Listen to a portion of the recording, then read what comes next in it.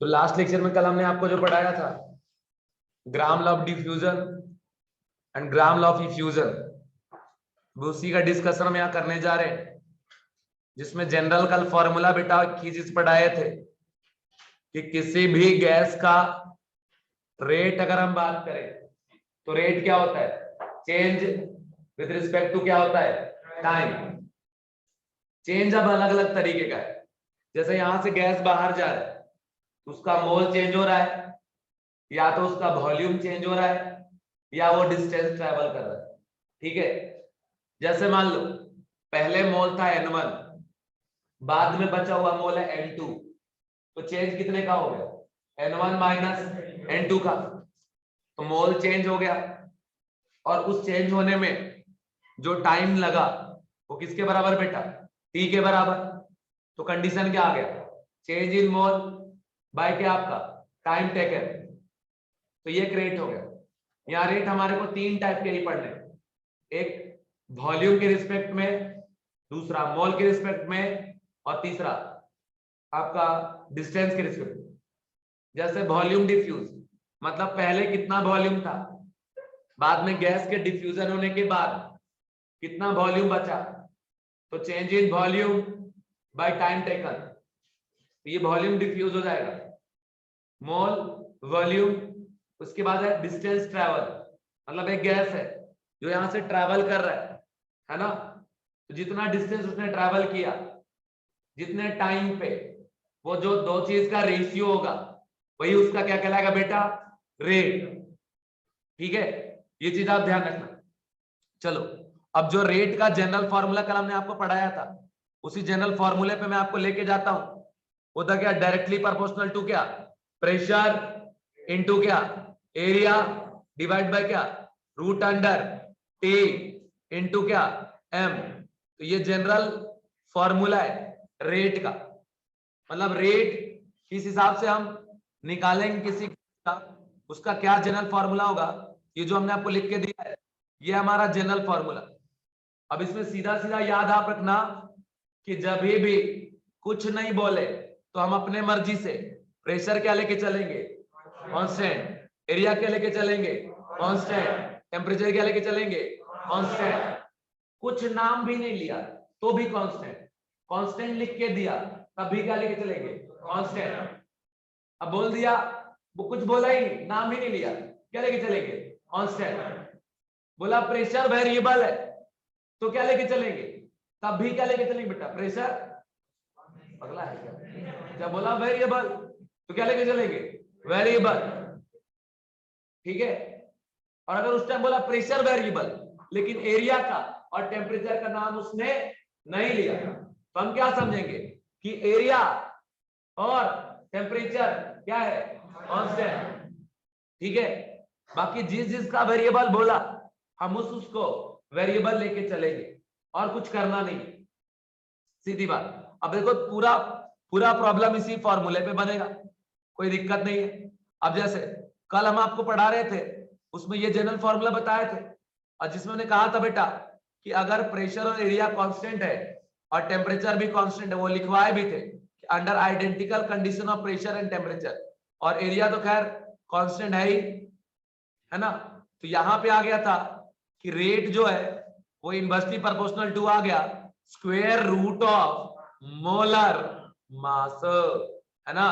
तो यहां से आ गया था कि अगर दो गैस है, एक है R1 दूसरा R2, दोनों का रेशियो निकालोगे तो जो यहाँ प्रोपोर्शनलिटी कांस्टेंट आएगा वो कांस्टेंट भी कैंसिल आउट होगा, हट जाएगा। तो ओवरऑल कंडीशन क्या आ गया कि यहां से आगे भैया कि R1 बाय R2 इसके आपका रूट अंडर क्या, M2 बाय क्या, M1, बस सिंपल, वेयर M2 इज क्या, मोलर मास। बच्चों एक बात याद रखना कि अगर मिक्सचर ऑफ गैस का हम बात कर रहे हैं उस टाइम हम मोलर मास नहीं लेंगे, फिर उस टाइम हम क्या लेंगे, एवरेज मोलर मास। जैसे मान लो यहाँ पे गैस है और डिफ्यूज हो रहा है, तो मिक्सचर ऑफ गैस डिफ्यूज हो रहा है, तो मिक्सचर ऑफ गैस का जो डिफ्यूजन हो रहा है उसमें जो उसका मास है वो कौन सा मास कहलाता है, हमारा एवरेज मोलर मास। ये चीज है, ठीक है। तो इस कंडीशन के हिसाब से हम आगे चलेंगे, इसका आप ध्यान रखिए। अब जैसे हम आपको आगे लेके चले तो इसमें कल हमने पूरा थ्योरी लिखवा दिया था और ये सारा प्रॉपरली सब समझाया भी था, है ना। थोड़ा आगे और बढ़ जाऊं तो एक क्वेश्चन कराए थे कल। अच्छा मान लो ऐसा बोला R4/R8 का वैल्यू क्या होगा, मतलब rate of gas 4 bye rate of gas 8, तो सीधा क्या करेंगे, स्क्वायर रूट लेंगे इसका, ऊपर में कौन जाएगा M8 और नीचे कौन जाएगा M4। बोलते जाइए बेटा, बोलते जाइए, है ना। आगे बढ़ते हैं। और जो कल क्वेश्चन था लिखवा दिए थे ना, वो क्वेश्चन बहुत इंपॉर्टेंट है। क्वेश्चन एक बार रिपीट भी कर दे रहा हूं कि calculate ratio of rate of diffusion of helium gas to methane gas. तो यहां पे क्या था कि rate of helium by rate of क्या methane gas is equal to, यहां पे क्या था कि रूट अंडर, ऊपर में मास किसका लेंगे हम CH4 का, नीचे मास किसका लेंगे हीलियम। कल की तरह आज की क्लास बीत जाएगी, इसलिए बोलना जरूरी है ना। Rate of helium by rate of CH4, आगे आ जाएगा। मोलर मास CH4 का होता है 16, हीलियम का होता है 4, कट के कितना आ गया 4, आंसर क्या निकल गया 2। तो यहां से आंसर हो गया कि rate of helium by rate of CH4 is equal to आ गया 2, and that is rate of helium is 4 times, नहीं 2 टाइम्स रेट ऑफ क्या बेटा CH4। तो देखा, हमने कहा था ना जिसका मास ज्यादा उसका रेट कम, जिसका मास कम उसका रेट ज्यादा। तो देखिए हीलियम में और CH4 में मास ज्यादा है CH4 का, इसलिए उसका रेट क्या हो गया बच्चों कम। ठीक है, तो ये कहानी यहां तक का हमने आपको दिया, समझा। अब चलिए थोड़ा आगे बढ़ते हैं बच्चों, और आगे बढ़ते हुए एक और क्वेश्चन से आपका दर्शन करवाते हैं। हम यही चाहेंगे कि क्वेश्चन देखने में फटाफट अटेम्प्ट करिए, फिर मैं सॉल्व तो करूंगा ही, मैं तो हूं ही सॉल्व करने के लिए। यहाँ पे आगे चलते हैं, एक क्वेश्चन पे आते हैं। क्वेश्चन है बहुत बढ़िया, क्वेश्चन लिखिएगा कि rate of diffusion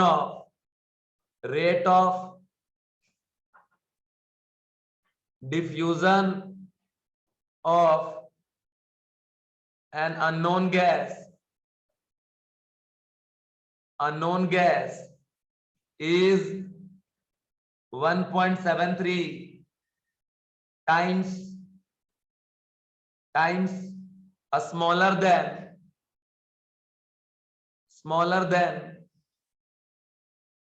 oxygen. Calculate molar mass of unknown gas, है ना। चलिए बेटा आगे हम बढ़ जाए, आगे कहानी को सुन लो। क्या बोल रहा है, rate of diffusion unknown gas का कितना दिया है 1.73 स्मॉलर। तो सबसे पहली बात समझ लो, जब भी आप फिजिकल केमिस्ट्री सॉल्व करें, फिजिकल केमिस्ट्री के प्रॉपरली आपको बता रहा हूं, उसके प्रॉब्लम का सॉल्यूशन वहीं छुपा है, और आपका टीचर जब वो सॉल्यूशन करता है तो उसी फॉर्मूले का यूज करता है जो आपको ऑलरेडी पता है। मतलब वो क्या सोचता है, मतलब वो सोचता ये है कि हम जितने चीजें वहां पढ़े उसको घुमा घुमा लगाने की कोशिश करेंगे, आपको वैसे सोचना है। अब जैसे यहाँ पे क्या दिया है, तो लाओ ना बैठेगा ट्राई करो। अब जैसे पढ़िए इसको, rate of diffusion unknown gas is 1.73 times smaller. तो पहले यहां लिख दो rate of unknown gas is equal to rate of O2 times नहीं बोला, टाइम्स के साथ एक वर्ड और लगाया है क्या स्मॉलर, मतलब हम इसको डिवाइड करेंगे 1.73 से, तो रेट ऑफ O2 बाय 1.73 हम कर देंगे।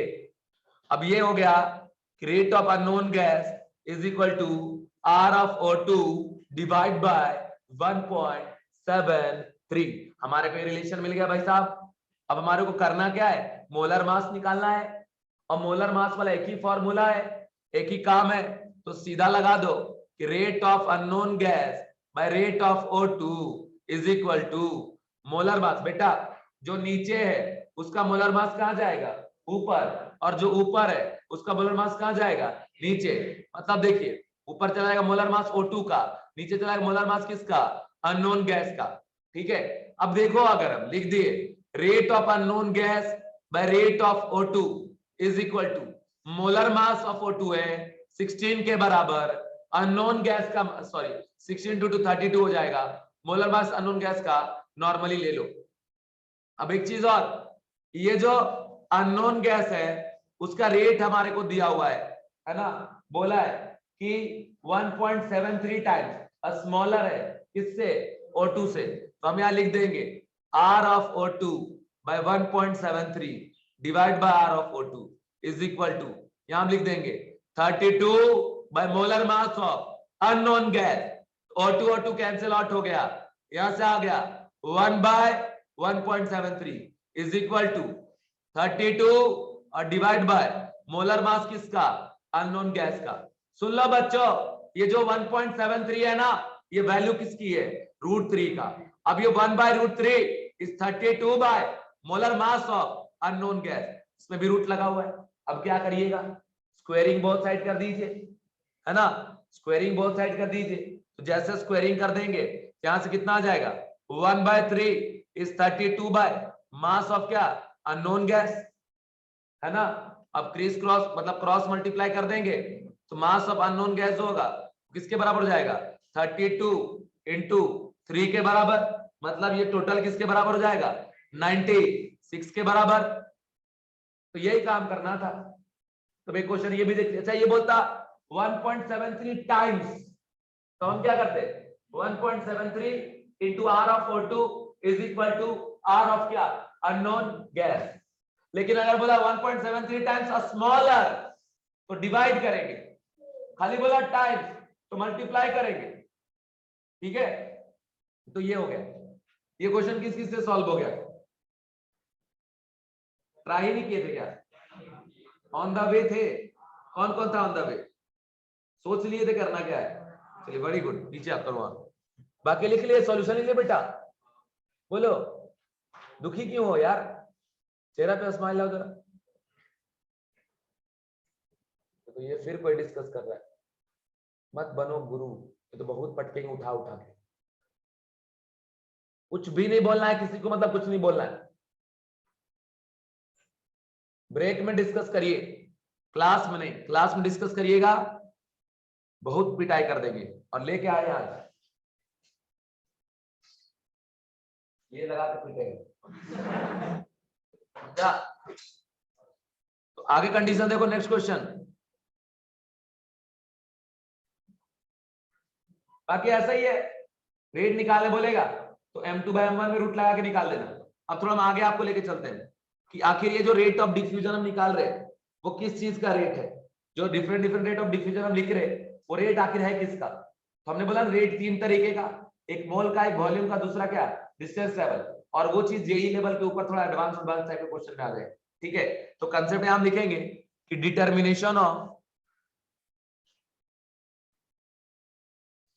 डिटर्मिनेशन ऑफ rate of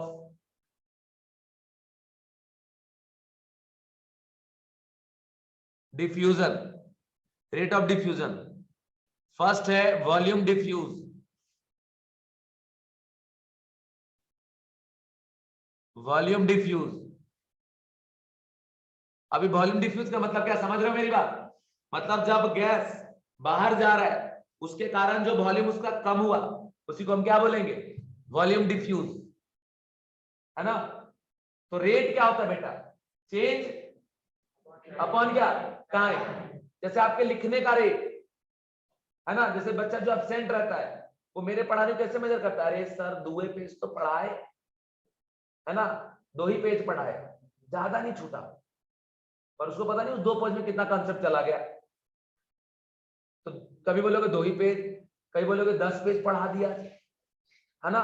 तो कंसेप्ट क्या है, हर चीज का रेट हम निकालते हैं, मतलब जो काम की जितने टाइम पे वो गया रेट। अब बेटा यहाँ वॉल्यूम डिफ्यूज है, तो जब रेट मेजर करेंगे तो क्या हम देखेंगे, volume diffuse with respect to क्या, टाइम।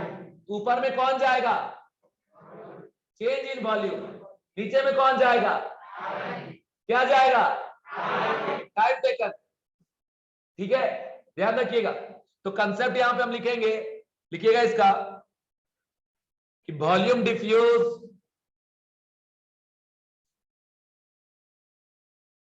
पर यूनिट टाइम,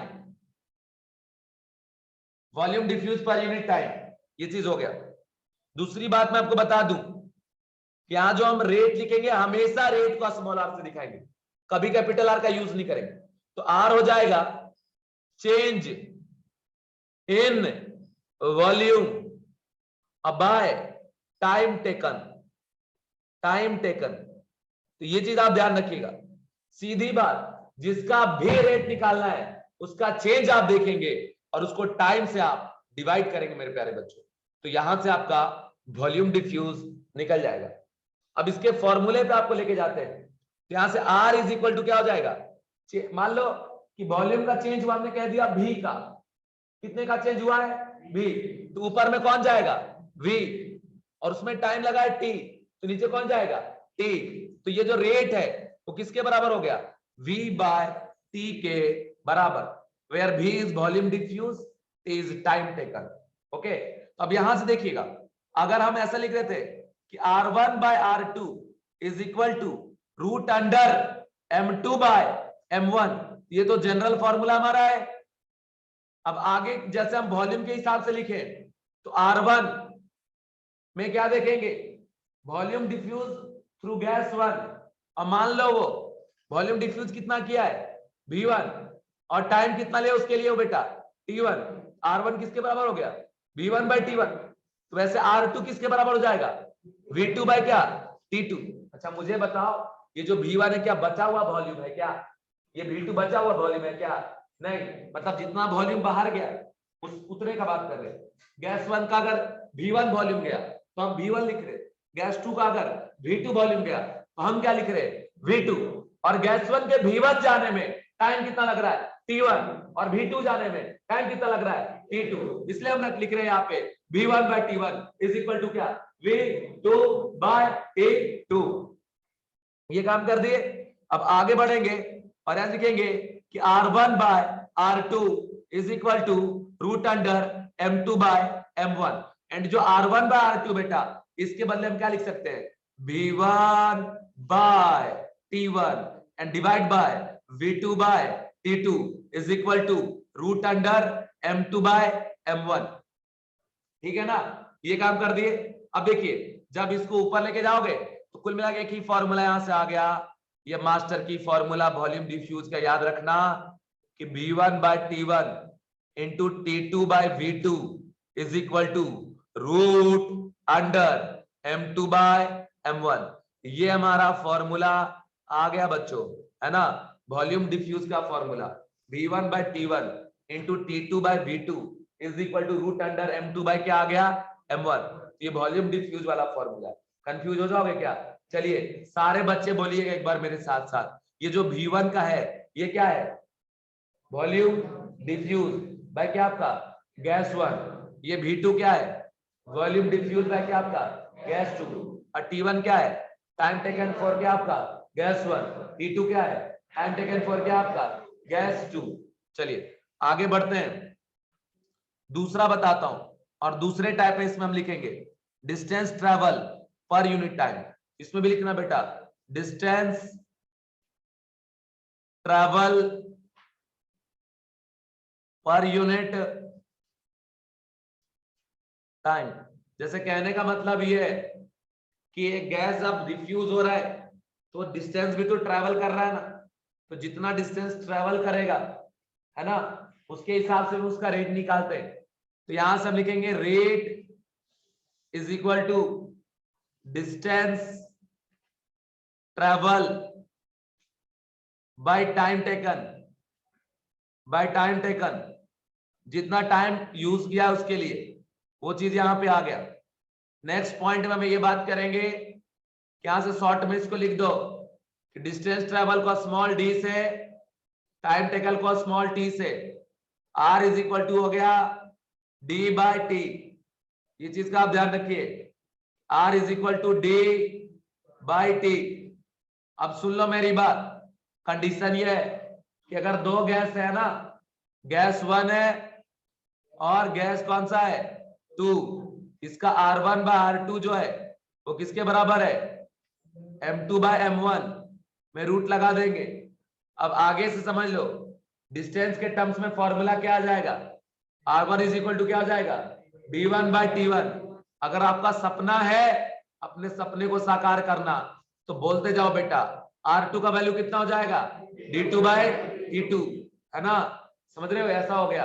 अब आगे समझ लो, r1 का वैल्यू कितना है, d1/t1, क्या लिखेंगे हम, d1/t1 divide by d2/t2 and this is equal to root under m2/m1।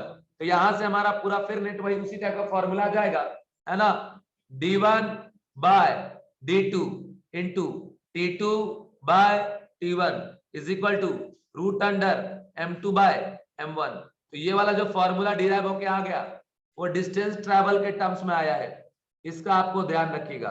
चलिए जरा आगे सफर में आपको लेके चलते हैं और आपके जिंदगी को सफल बनाते हैं, है ना। और इसके कड़ी में आ जाता है नेक्स्ट पॉइंट, ये लिख लिया बेटा तुम लोग, स्पीड तो नहीं हो ज्यादा, लिख लिया विशाल, लिख लिया, ठीक है। देखो ये सब मुश्किल नहीं बेटा, क्या इतना तो हम 9-10 में पढ़ते थे, बस ध्यान से बस समझते जाओ, आराम से क्वेश्चन बनेगा।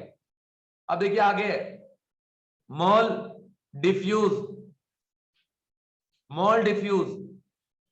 पर यूनिट टाइम, इसमें सीधा सीधा कहानी है कि बेटा पहले कितना मोल था, बाद में कितना बचा, तो जो डिफरेंस ना डिफ्यूज हो गया, मतलब जितना मोल गैस बाहर जा रहा है वही इसका क्या हो गया, मोल डिफ्यूज हो गया। अगर मोल गया n के बराबर तो मोल डिफ्यूज कितना हो गया, n। तो बताओ मैं अगर रेट लिख रहे हैं, रेट, तो ये रेट क्या हो जाएगा, मोल डिफ्यूज बाय टाइम टेकन। देखिए बोलिएगा, बाकी आप बाकी बच्चों से डिफरेंस क्रिएट करेंगे, आपका सिलेक्शन का चांस बढ़ जाता है। तो यहां देखिए, तो R जो है वो क्या हो गया, n/t। फिर से वही चीज आप लिखेंगे, R1 इक्वल टू क्या, n1/t1, R2 इक्वल टू क्या, n2/t2। आगे अगर बढ़ जाए तो क्या लिख देंगे, R1/R2 is equal to root under m2/m1। ये करने के बाद हम लिखेंगे कि R1 के पोजीशन में रखेंगे n1/t1 divide by n2/t2 is equal to root under m2/m1। And आगे बढ़ जाओ बेटो तो लिखोगे आप n1/n2 t2/t1 and equal to root under m2/m1। तो ये हो गया हमारा कंडीशन, इसका आप ध्यान रखना, ठीक है। इसके हिसाब से हमारे को प्रॉब्लम सॉल्व करना है, ओके, इसके हिसाब से प्रॉब्लम सॉल्व करना है। देखिए कंफ्यूज नहीं होइएगा बेटा, बाकी ये जो बता रहा हूं टूट गया इधर, कोई नहीं, फेंक देंगे हम क्या।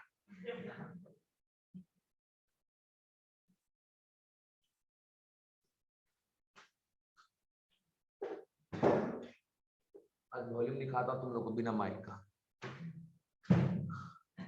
तो यहां तक लिख लिया, हमारा फॉर्मूला सारा आ गया।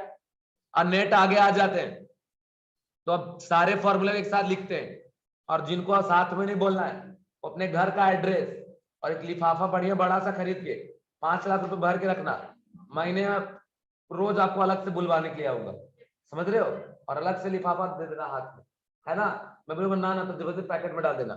तो सुन लो इधर, ये तो साथ ही साथ बोलिए, इसी में काम हो जाएगा। तो बेटा यहां से कंडीशन क्या हो गया कि R1/R2 इज इक्वल टू क्या, root under m2/m1।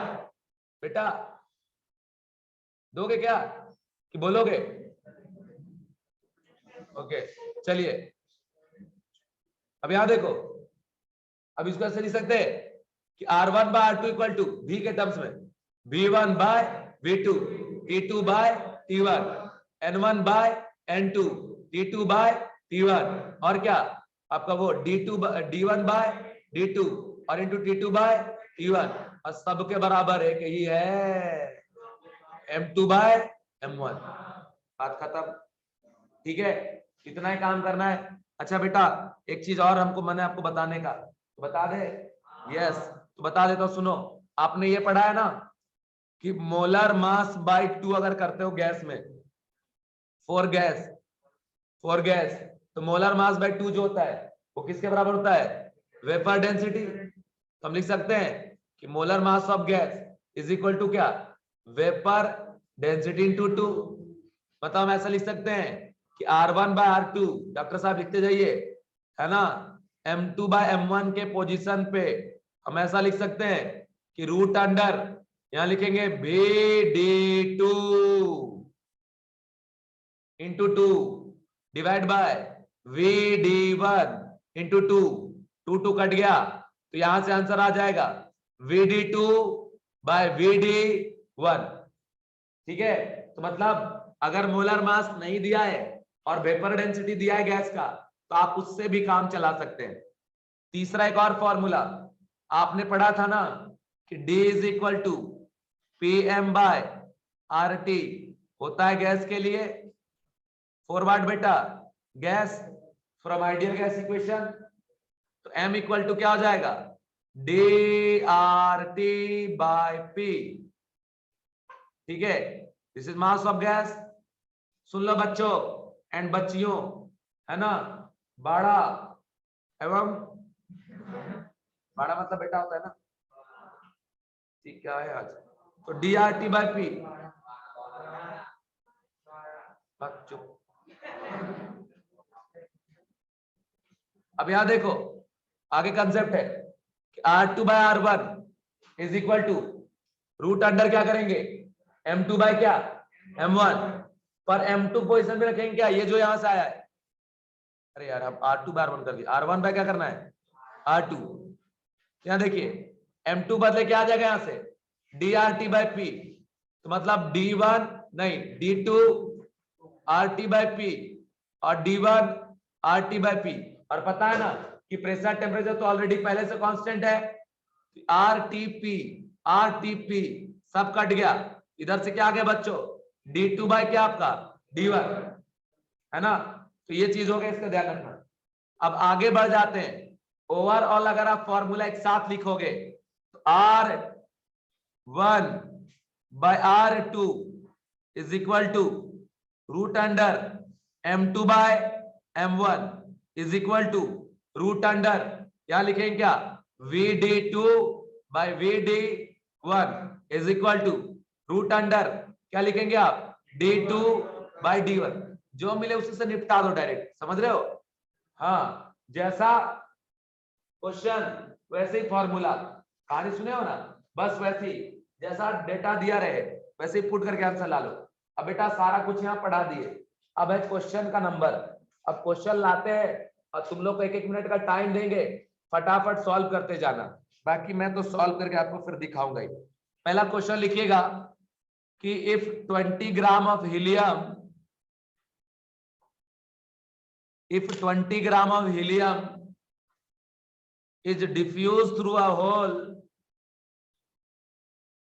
20 gram of helium is diffused through a hole in 10 second, in 10 second, है ना, in 10 second,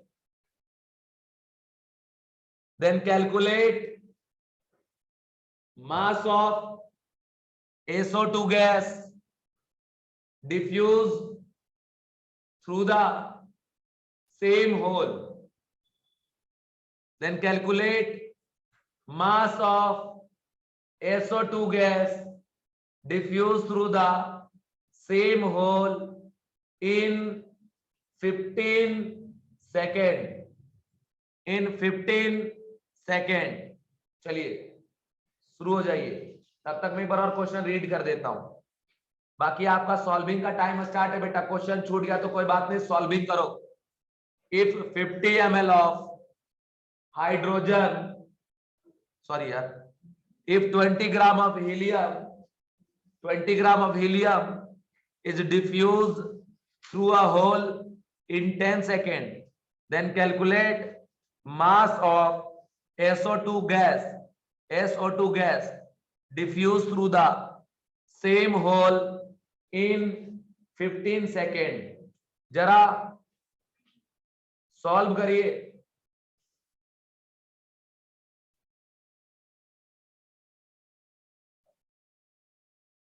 हमारे को ऐसी क्लास चाहिए बस, बाकी तुम लोग आराम से पढ़ो। फिर देखो किस लेवल पे तुमको लेके जाता हूँ। निशान ट्राई करो, आ जाएगा आंसर। फॉर्मूला खाली लगाना है। क्वेश्चन को एक बार ध्यान से रीड करो बेटा, और जो डाटा दिया उसके हिसाब से सोचो फॉर्मूला, आंसर यूं आ जाएगा।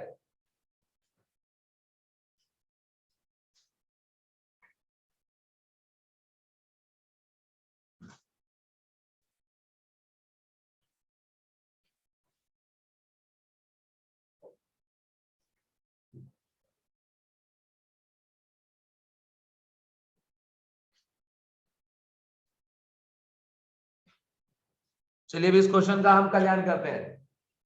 आप भी कर लिए होंगे या कर रहे होंगे, अच्छी बात है। पर अब समय आ गया है कि मैं आपको सॉल्व करके थोड़ा दिखाऊं। तो इसमें क्वेश्चन क्या बोल रहा है, 20 ग्राम ऑफ हीलियम, मतलब हीलियम है, इसका वेट दिया है 20 ग्राम। बोल रहा है diffuse through a hole in 10 second, time है 10 सेकेंड। बाद में बोल रहा है कि सेम मास SO2 का वेट क्या होगा, SO2 का सेम होल से डिफ्यूजन कराना है, और ये टाइम कितना लग रहा है बेटा, 15 सेकेंड। अच्छा, कुछ बच्चे इंजीनियरिंग ऐसा कर रहे हैं, वो बता दो कैसा, कि W1/T1 है ना, एंड W2/T2।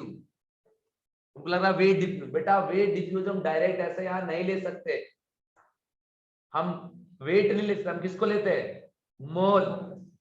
वेट वाला फॉर्मूला बताया हो क्या, नहीं, तो आप इसको यूज कर सकते हो डायरेक्ट। नंबर 1 काम आप करिए, पहले हीलियम का मोल निकालिए। तो 20/4 करेंगे, ये 5 मोल आ जाएगा, ठीक है, 5 मोल आ जाएगा। अब यहां से सीधा लगा देंगे कि rate of helium by rate of SO2 is equal to, देखो हीलियम ऊपर है तो इसलिए मोलर मास हीलियम का नीचे जाएगा, SO2 नीचे है तो मोलर मास ऊपर जाएगा, कितना आपका 64, 32 + 30 64। अब ये 4 से एक्सचेंजा कट जाएगा, तो यहां से आ जाएगा कि rate of helium by rate of SO2 is equal to 4। यहां से 4 आ जाएगा, 16 का स्क्वायर रूट 4 होगा। अब सुन लो, यहां पे बेटा हमारे को दिया है हीलियम का मोल, लिखेंगे कि mole of helium bye time taken 10 second, और यहां लिखेंगे mole of SO2 into time taken इसका 15 सेकेंड, लिख दिया, इज इक्वल टू 4। अभी हीलियम का मोल भी जो हमने निकाला है वो देख लो इधर कितना मोल है, तो वो 5 मोल है ना, क्या लिख देंगे 5 into 15/10 into mole of SO2, भैया 5 2 कटेगा इधर, और 15 का 15 रहने दो, इज इक्वल टू 4। यहां से सॉल्व जब आप करोगे ना, SO2 का मोल निकल जाएगा 15/4 इंटू 2 मतलब 8, पर हमारे को मोल नहीं निकालना है, क्या निकालना है इसका, वेट। तो यहां करेंगे weight of SO2 divide by molar मास, जो कि किसके बराबर है, 64 के बराबर, 32 + 32 64। तो यहाँ 15/8, अब ये 8 8 जा क्या हो गया 64, इधर मल्टीप्लाई कर दोगे तो कितना हो जाएगा आपका 120 ग्राम। यहां से वेट जो है SO2 का वो 120 ग्राम आ गया। तो ये चीज है, जब भी वेट का बात करें, नंबर ऑफ मॉलिक्यूल का बात करें, ऑलवेज आप फॉर्मूला यूज करेंगे नंबर ऑफ मोल वाला। नंबर ऑफ एटम का बात करें तब भी आप फॉर्मूला लगाएंगे नंबर ऑफ मोल वाला, हर बार इसी फॉर्मूले से आप जाएंगे। चलिए अगले क्वेश्चन में आपको लेके जाता हूं। बच्चों सिलेक्शन जो होता है जेईई नीट में, वो थ्योरी के थ्रू नहीं होता है, प्रॉब्लम सॉल्विंग के दम पे होता है। आगे देखिए क्वेश्चन कह रहा है कि if 50 ml of hydrogen diffuse through a hole in 20 second, in 20 second. Then calculate volume of O2 diffuse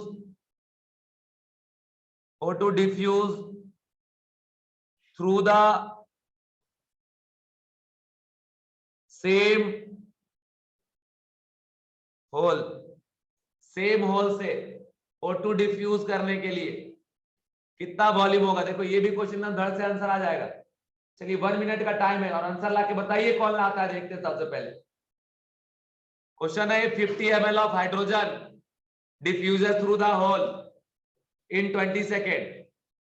calculate volume of O2 diffuse through the same hole in 30 second. ये भी देख लो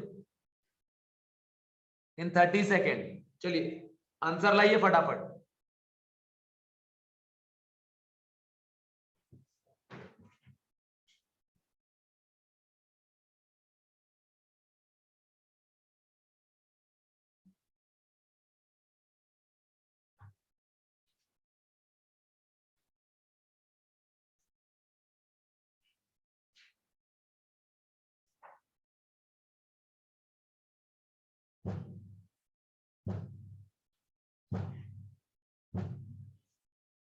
आ गया?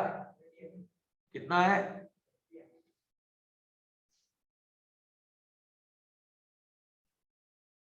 30 तो नहीं आएगा, थोड़ा कुछ अलग आएगा।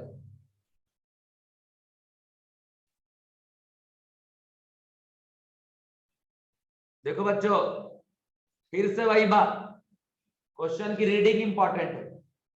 तो हम देखो रीड करके बताते हैं। मान लो मैं स्टूडेंट की तरह रीड करता हूं 50 ml of hydrogen.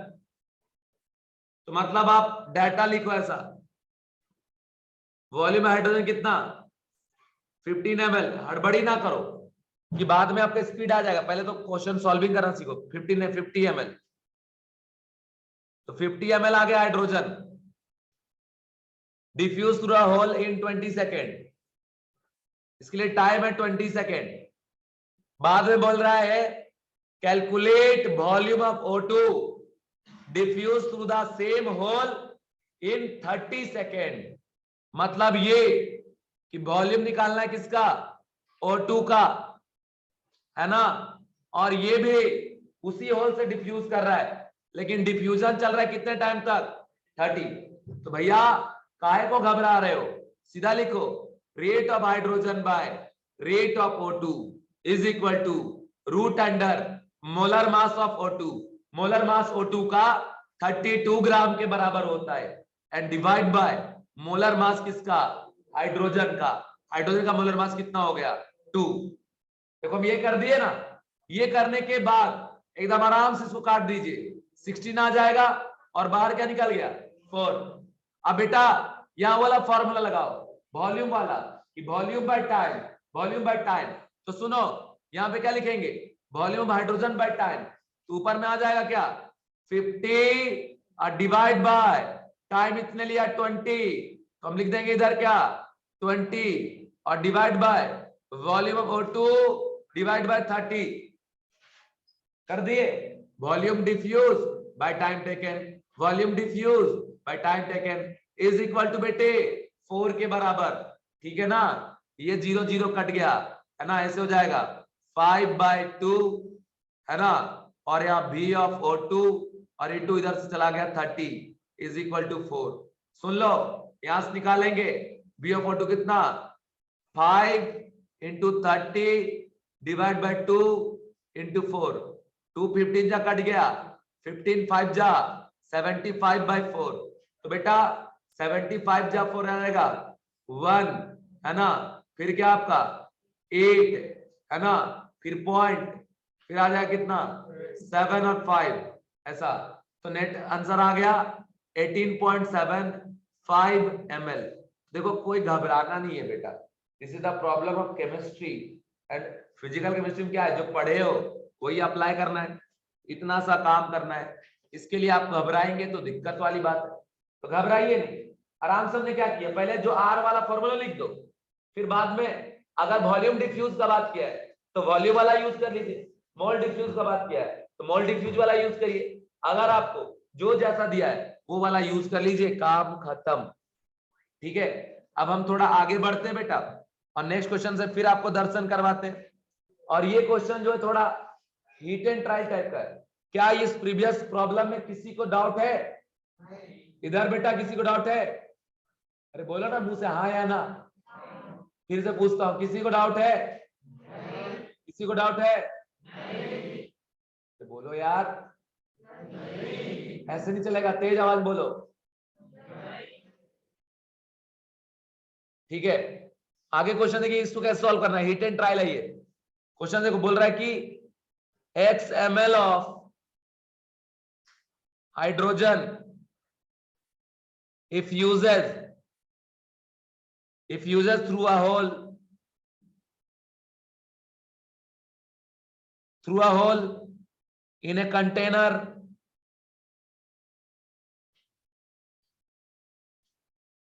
in 5 seconds, time taken for the effusion of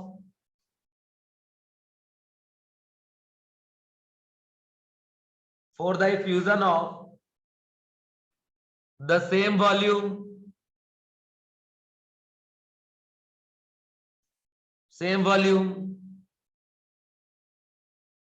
of gas specified below under identical condition।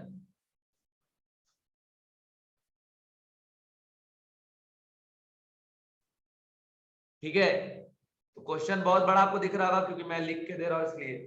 बाकी 4 लाइन का क्वेश्चन है, फिर से सुन लो। x ml of hydrogen infusion through a hole in 5 seconds, time taken for the infusion of the same volume। मतलब volume क्या होना चाहिए? Same. मतलब ये वाला x तो दूसरा वाला भी कितना? x ही, अलग नहीं, है ना। तो उसके लिए टाइम आपको निकालना है और कौन सा गैस है वो बताना है। तो इसके लिए ऑप्शन हमारे को दिया क्या, वो देखो। ऑप्शन नंबर 1 है 10 सेकेंड हाइड्रोजन, नहीं हीलियम। दूसरा है 20 सेकेंड, कौन सा आपका O2। तीसरा है 25 सेकेंड, कौन सा CO2। फोर्थ है 55 सेकेंड, कौन सा आपको CO2।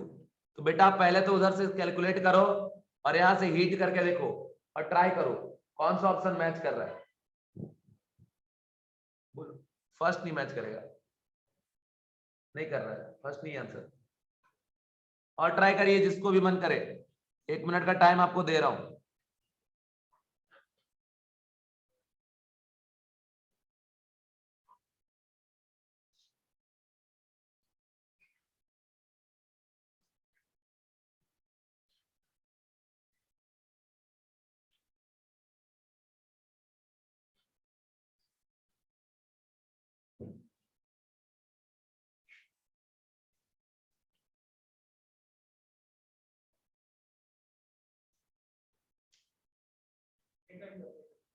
हाँ सेकेंड आंसर इसका, सेकेंड है इसका आंसर।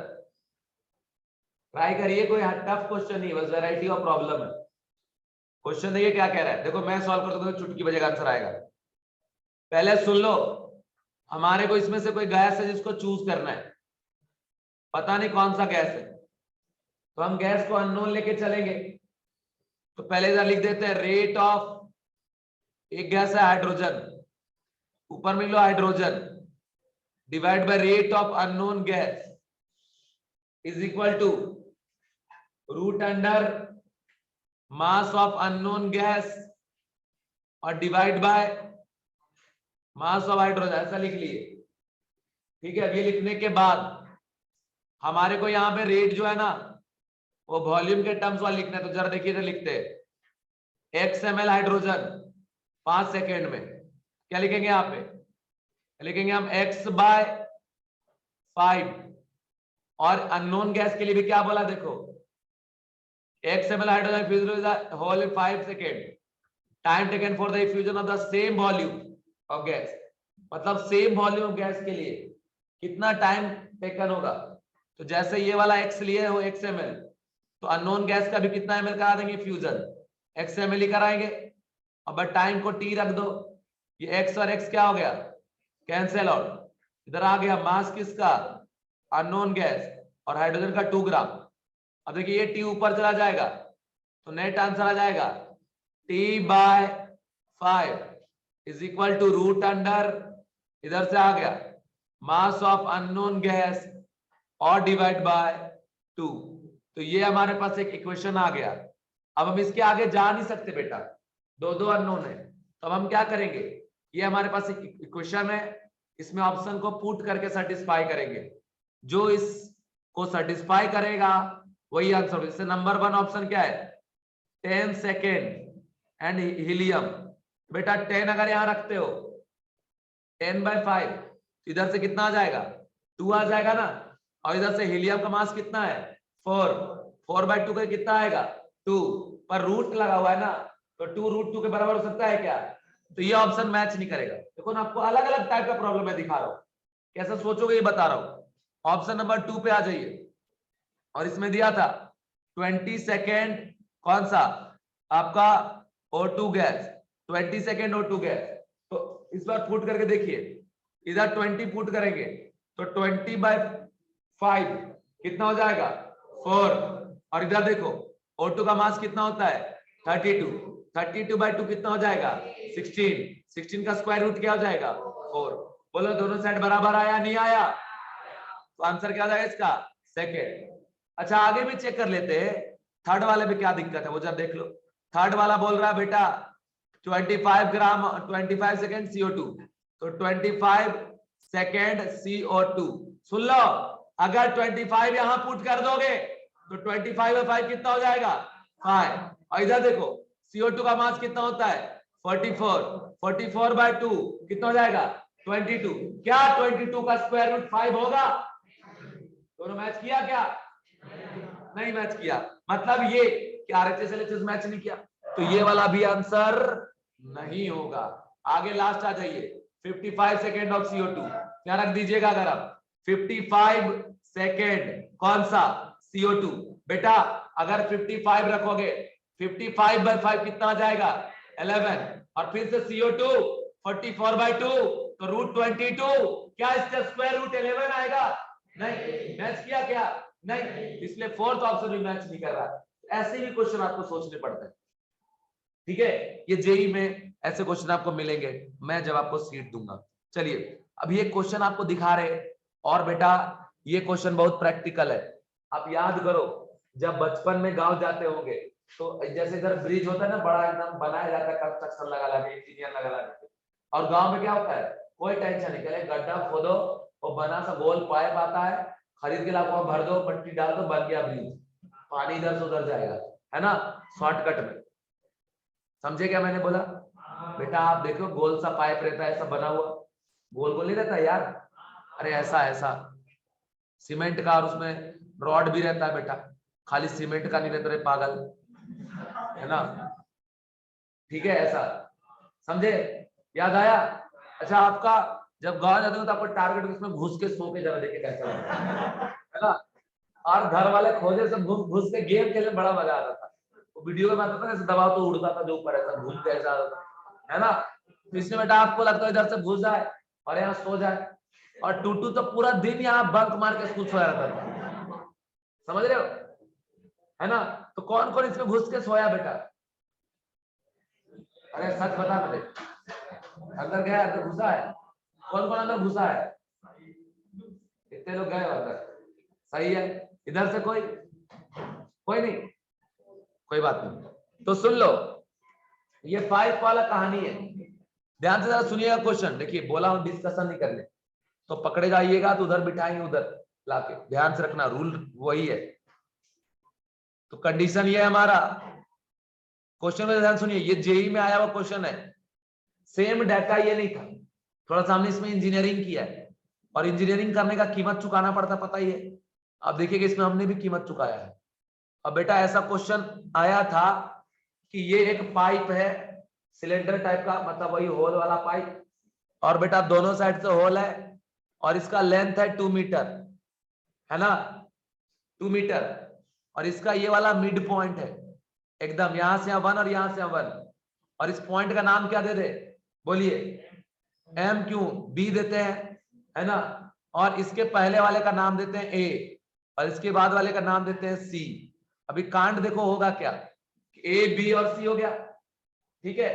तो बेटा इधर से भर रहे एक गैस और इधर से भी भर रहे एक गैस, ठीक है, इधर से गैस भर रहे हम NH3 अमोनिया गैस, और इधर से हम गैस भर रहे HCl हाइड्रोजन क्लोराइड। अभी आगे सुनो ना होगा क्या, बोल रहा है कि जब NH3 का रिएक्शन होता है HCl से तो ये फॉर्मेशन करता है NH4Cl का, जो कि व्हाइट कलर का फ्यूम होता है, व्हाइट फ्यूम, जैसे उड़ता हुआ बादल दिखते हैं ना, व्हाइट व्हाइट कभी कभी चलता हुआ ऐसा, है ना, तो वही व्हाइट फ्यूम ऐसे ही होता है, तो धुआं टाइप का, तो धुआं उड़ाते हो ना तुम कभी कभी, पटाखा जब फोड़ते हो तो धुआं जनरेट होता है, वैसे ही व्हाइट व्हाइट कलर का ये फ्यूम होगा, समझे, बम फोड़ता है पटाखा रहते हो, मुर्गा छाप, है ना, तो ये व्हाइट फ्यूम हो गया NH4Cl। तो क्वेश्चन क्या बोला ये सुनो, क्वेश्चन क्या कह रहा है ये सुनो, क्वेश्चन कह रहा है इधर से NH3 को रिलीज किए और इधर से HCl को, दोनों को सेम टाइम पे। तो क्वेश्चन कह रहा है कि बताइए व्हाइट फ्यूम कहां बनेगा, ए पे, बी पे, सी पे, सोचिएगा तो जवाब दीजिएगा। क्वेश्चन समझ में आया कि व्हाइट फ्यूम बनेगा कहां पे, ए पे, बी पे, सी। अच्छा, जब NH3 को छोड़े है ना, उसी टाइम पे किसको छोड़े, HCl को, दोनों को छोड़ने का टाइम सेम है, तो भैया व्हाइट फ्यूम कहां बनेगा, तो व्हाइट फ्यूम के लिए दोनों का मिलना जरूरी, तो जिस पॉइंट पे वो मिलेंगे वही पॉइंट पे बनेगा क्या, व्हाइट फ्यूम। जरा सोचिए, मैं क्वेश्चन लिखता हूं जब तक, और फिर आप जवाब दीजिएगा। इसे बोल रहा है कि eight which point white fume will appear, at which point white fume will appear, ठीक है। अब इसका ऑप्शन बताता हूं, ऑप्शन नंबर 1 है ए, ऑप्शन नंबर 2 है बी, ऑप्शन नंबर 3 है सी, है ना, ऑप्शन नंबर 4 है C and D can not determine, data insufficient, है ना। तो सोच लिए होगी, इतना टाइम काफी है इसके लिए, क्योंकि आंसर आएगा तो आएगा, नहीं तो कुछ नहीं कर पाओगे, क्योंकि लॉजिकली इसको सोचना है। तो मुझे बताइए, आप बताएंगे श्रेया, कौन से पॉइंट में व्हाइट फ्यूम बनेगा बेटा, सी पे, बहुत सही आंसर है आपका। और बाकी बच्चों का भी आंसर कौन सा है, सी है क्या, किस किस का सी है, एक बच्ची का, किस किस का बी है, और किस किस का ए है, बाकी का कुछ नहीं है, है क्या, कुछ नहीं मतलब तुमको आ ही नहीं रहा है। तो इसका आंसर होगा सी पॉइंट, और आपका आंसर सही है। और इसका लॉजिक जो आपने सोचा वो बताइए, क्या लॉजिक आपने सोचा। Yes, very good. देखो यहां से NH3 भाग रहा है, मैं जो भी एग्जांपल देता हूं ना, ऐसा नहीं आपको हंसाने के लिए बोलता हूं, उसको मैं कोरिलेट करवाना चाहता हूं। अब जैसा रेट हम यहां देख रहे भागने का, तो ये NH3 भाग रहा है इधर से, HCl भाग रहा है इधर से, तो कहने का मतलब ये है कि NH3 का मोलर मास होता है 14 + 3 17, और HCl का मास होता है 1 + 35.5, कितना हो गया 36.5। और आपने वही लॉजिक लगाने हैं, जिसका मास ज्यादा उसके भागने का स्पीड कम, जिसका मास कम उसके भागने की स्पीड ज्यादा। तो बेटा मतलब ये दन दन दन दन करके भाग रहा है, और ये फटाफट ऐसा धीरे धीरे आ रहा है, हिलता डुलता। तो ये जब जैसे ये दोनों मिड पॉइंट पे जब मिलता, जब दोनों का भागने की स्पीड सेम होता। अब ऑब्वियसली अगर NH3 का भागने की स्पीड ज्यादा है, तो जितने टाइम पे ये डिस्टेंस ट्रेवल करेगा और जितने पे ये करेगा, दोनों का डिफरेंट आएगा, और ज्यादा डिस्टेंस ट्रेवल NH3 करेगा। इसलिए पॉइंट सी पे हमारे को मिलेगा क्या, व्हाइट कलर का फ्यूम। तो लॉजिकली आपको ऐसे ही सोचना है बेटा। क्वेश्चन यही तक था जेईई में। हमने इसमें इंजीनियरिंग क्या किया वो सुनो, और जिसका भारी कीमत चुकाना पड़ा है कि आंसर निकालना बहुत आफत है।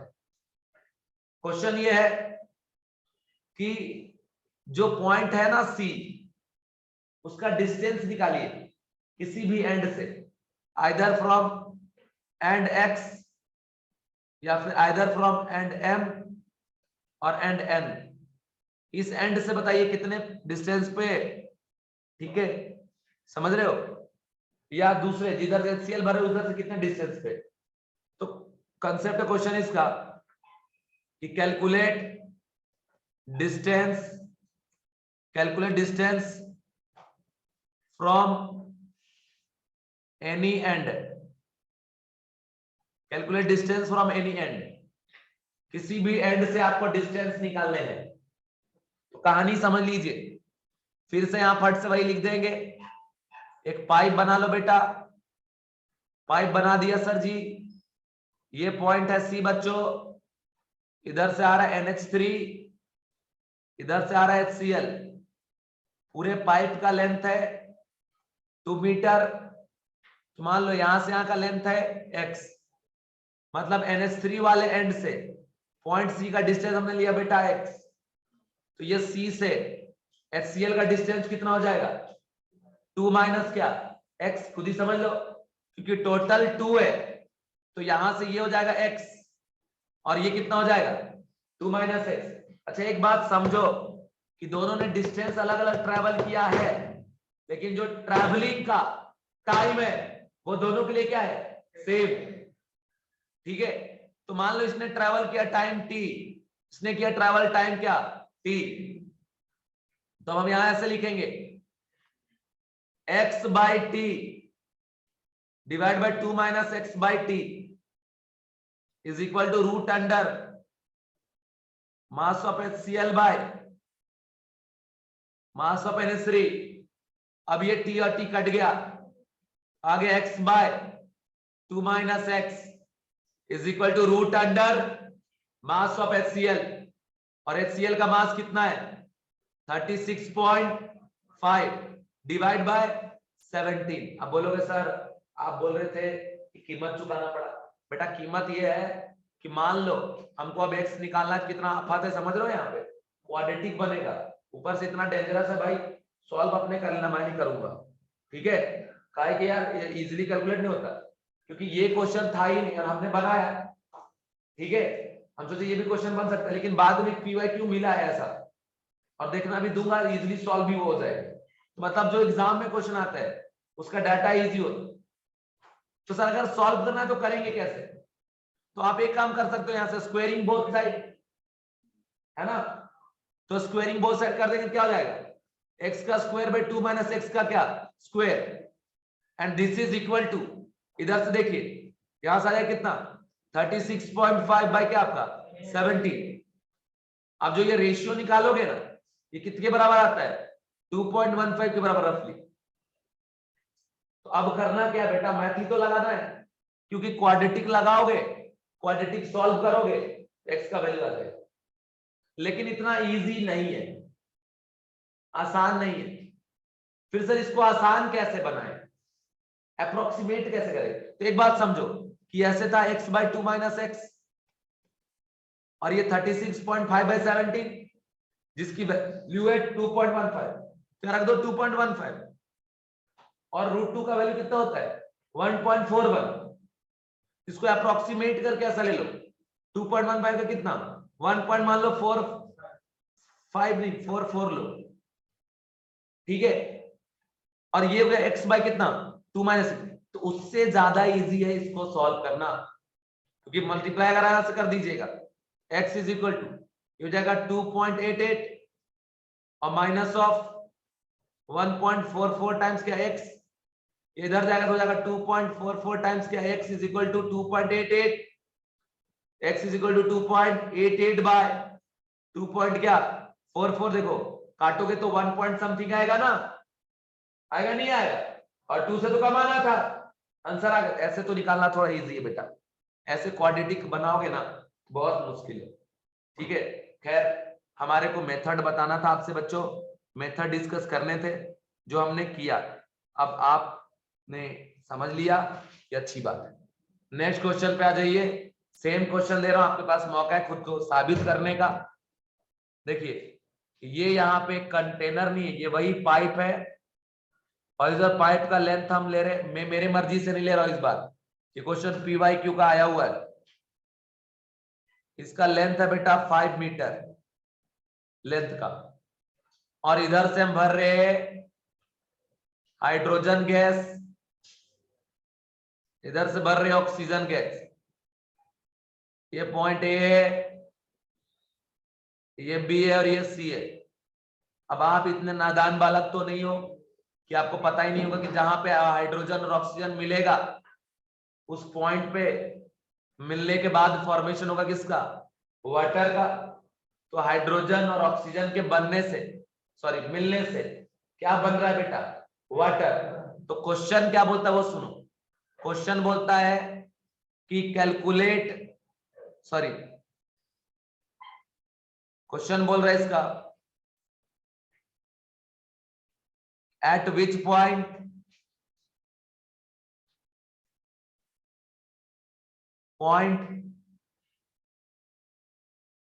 First drop of liquid will form, first drop of liquid will form, कौन से पॉइंट में पहला बूंद लिक्विड का बनेगा। एंड इसी क्वेश्चन को आगे एलोंगेट अगर हम करते हैं तो बाद में पूछेंगे तो जवाब देना भी मत दो, पूछेंगे एक साथ सारे बच्चे जवाब दीजिएगा। आगे क्वेश्चन बोल रहा है कैलकुलेट डिस्टेंस, आर्यन शुरू है, उधर से बाहर निकल गया। कैलकुलेट डिस्टेंस, कॉपी लेके, distance from any and,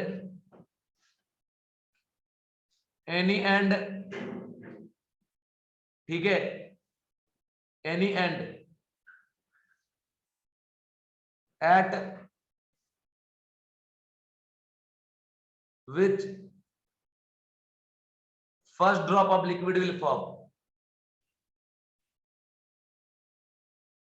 first drop, आराम से बैठ जा, कोई दिक्कत नहीं, आराम से बैठ, आराम से बैठ, बात किया था ना। First drop of liquid form, चलिए तो कैलकुलेट करिए।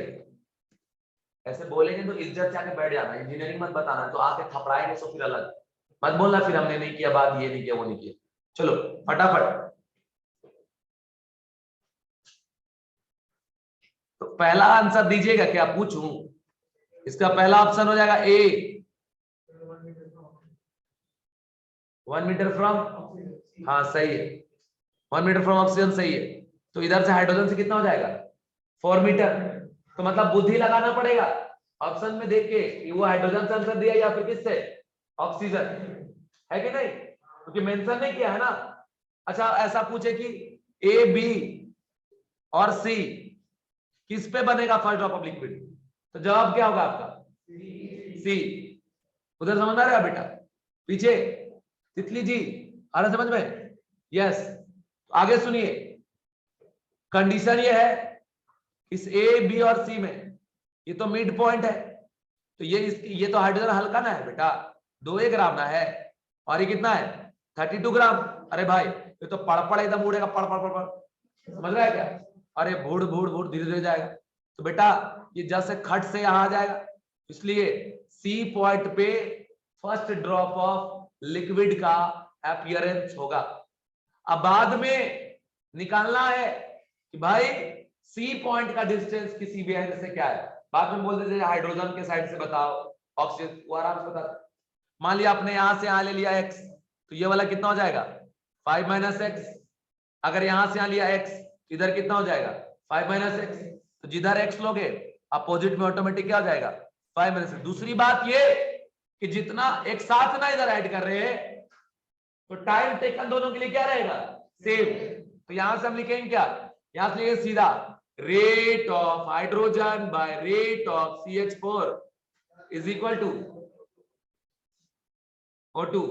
Is equal to mass of O2 32 by hydrogen का मास 2, यहां से आ गया √16, मतलब ये कितना आ गया 4। तो बात समझ लो कि जो हाइड्रोजन है और ये O2 है, ये लिख दिया। अब वो डिस्टेंस के वाला फॉर्मूला लिखेंगे, डिस्टेंस ट्रेवल। अच्छा बताओ, अगर मान लो ये मैं ग्राम लॉ ऑफ डिफ्यूजन नॉर्मल पढ़ा देता, ये डिस्टेंस वाला बात नहीं बताता, तो जेई में ये क्वेश्चन आया तो तेरे से बनता क्या? नहीं। से हर टॉपिक को पूरा पढ़ो, नहीं तो मत पढ़ो, आधा पढ़ के वैसे भी नहीं बनने वाला। तो यहां से क्या हो गया, इसका रेट जो है वो कितना है 5 माइनस क्या बेटा x/t, और ये कितना हो गया x/t, ये t और t कितना हो गया कैंसिल आउट। तो यहां से क्या हो गया 5 माइनस x/x। अच्छा, जो आया हुआ प्रॉब्लम है उसका जलवा देखो, ऑटोमेटिक आंसर ऐसा दिख रहा है कि आ जाएगा, कोई तकलीफ दिया क्या? नहीं। इधर देखो, ये इधर से कितना हो गया 4x, कुछ गड़बड़ किया हूं क्या?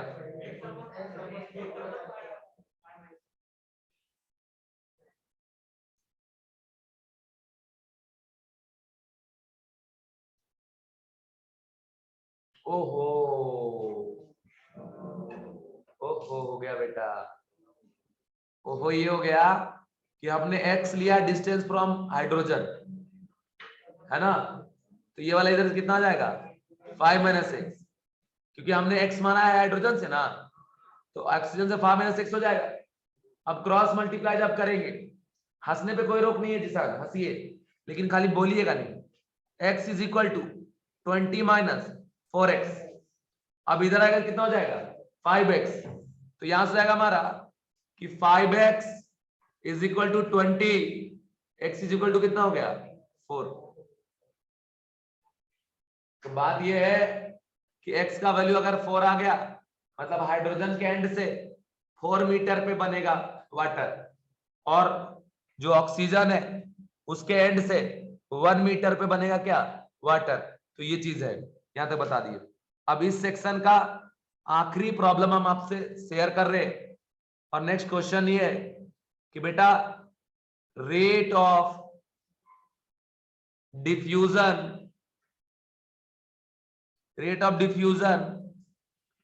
of hydrogen gas is 4 times rate of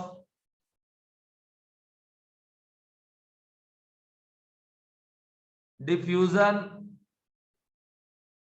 of a mixture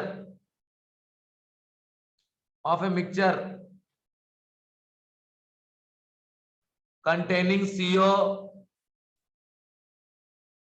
and CO2, containing CO and CO2 gas. Calculate percentage of CO and CO2 in mixture of gas. ये तो आराम से बनाओ, 2 मिनट 3 मिनट का टाइम दे रहा हूं। Rate of diffusion of hydrogen gas is 4 times rate of diffusion of mixture containing CO and CO2 gas.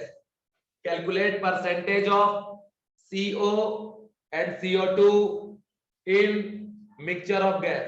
तो मतलब ये कि जो मिक्सचर ऑफ गैस है, उस मिक्सचर ऑफ गैस में CO और CO2 का परसेंट हमको निकालना है, ठीक है।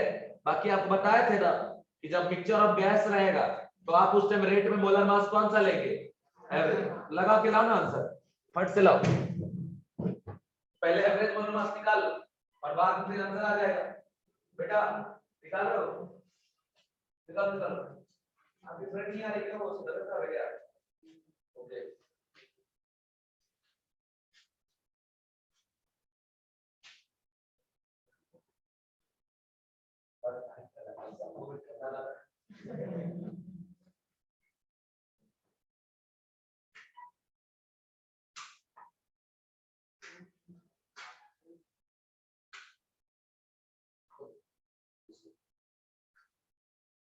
जब रिवीजन करिए तो नोट्स का प्रॉब्लम जरूर रिवाइज करिएगा, क्योंकि फिजिकल केमिस्ट्री बेटा थ्योरी पे कुछ नहीं जाता, थ्योरी पढ़ाएंगे सब एक जैसे, लेकिन क्वेश्चन सॉल्विंग से डिसाइड होता है कि आपका ये टॉपिक पकड़ है कि नहीं। अब आगे से आपको ऐसे क्वेश्चन सारे मिलेंगे, समझ रहे हो क्या?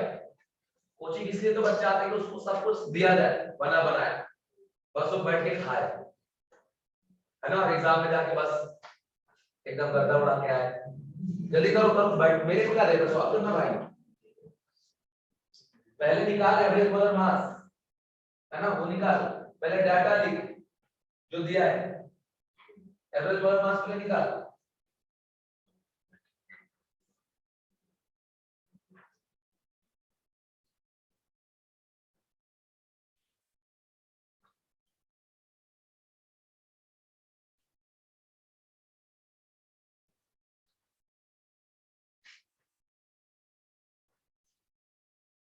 जैसे बोला है ना बेटा, मिक्सचर ऑफ गैस जो है उसके 4 टाइम्स है रेट डिफ्यूजन किसका, हाइड्रोजन का। तो आप क्या लिखेंगे कि rate of hydrogen is equal to 4 times rate of क्या, मिक्सचर। पहले ये लिख दिए, अब जनरल लिखेंगे कि rate of hydrogen by rate of mixture is equal to root under molar mass of mixture divide by molar mass किसका, hydrogen. जो ऊपर मोलर मास मिक्सचर लिख रहे वो कौन सा हो गया, एवरेज मोलर मास। अब सुनो ना, बाकी हाइड्रोजन को हम मिक्सचर के रेट के टर्म से स्पेस करेंगे तो मिक्सचर का रेट कैंसिल आउट हो जाएगा, बाकी एक अननोन जो बचा मोलर मास एवरेज वो निकल जाएगा। फिर मोलर मास एवरेज निकलने के बाद परसेंटेज निकालने का तरीका बताया था ना, एक को मानो आइसोटोप 1, दूसरे को आइसोटोप 2, मोल कांसेप्ट में, है ना, और वहां आर्किटेक्ट लगा के परसेंटेज निकाल लीजिए या मैथमेटिक्स लगा के परसेंट निकाल लीजिए, जैसे करना वैसे कर लीजिए। चलिए मैं दिखाता हूं एग्जैक्टली, देखिए कैसे इसका आंसर आएगा, ठीक है। कितना 18 is 75 है, कुछ कैलकुलेशन मिस्टेक किया होगा तूने। 70 देखिए जरा कैसे होगा। डिफ्यूजन हाइड्रोजन का है 4 टाइम रेट ऑफ डिफ्यूजन किसका, mixture containing CO and CO2। तो सुन लो कि रेट ऑफ हाइड्रोजन, देखो ध्यान से हम क्या कर रहे हैं, रेट ऑफ किसका, मिक्सचर, ये लिख दो कितने टाइम्स, 4 टाइम्स लिख दिया। अब यहां वही लगाओ ना, बार बार वही लगेगा बेटा, हाइड्रोजन बाय मिक्सचर, ये एडवांस लेवल का प्रॉब्लम हमने हर बार आपसे कहा है, एडवांस में मल्टी कनेक्टेड टॉपिक प्रॉब्लम्स आते हैं। अब यहाँ पे is equal to root under M2 मतलब मोलर मास किसका, मिक्सचर, बाय नीचे कौन सा, मोलर मास किसका, हाइड्रोजन। अब देखो ये वाला जो है इसको लिख सकते हैं 4 times rate of mixture divide by rate of mixture is equal to molar mass mixture को हम बोलेंगे एवरेज मोलर मास और डिवाइड मास ऑफ हाइड्रोजन कितना, 2 ग्राम। सुन लो बालकों एंड बालिकाओं, ये है ना रेट जो मिक्सचर है और रेट जो मिक्सचर है वो क्या हो गया, कैंसल आउट, एंड इधर से बच गया यहाँ पे 4 और इधर एवरेज मोलर मास बाय 2। अब आप क्या करिए, स्क्वेयरिंग बोथ साइड कर दीजिए। जैसे स्क्वेयरिंग करेंगे तो यह आ जाएगा 4 का स्क्वायर और यह आ जाएगा एवरेज मोलर मास बाय 2, 4 का स्क्वायर हो गया 16 और इधर 2 गया तो कितना हो गया 32, 32 किसके बराबर हो गया, एवरेज मोलर मास, ठीक है। क्या निकल गया, एवरेज मोलर मास।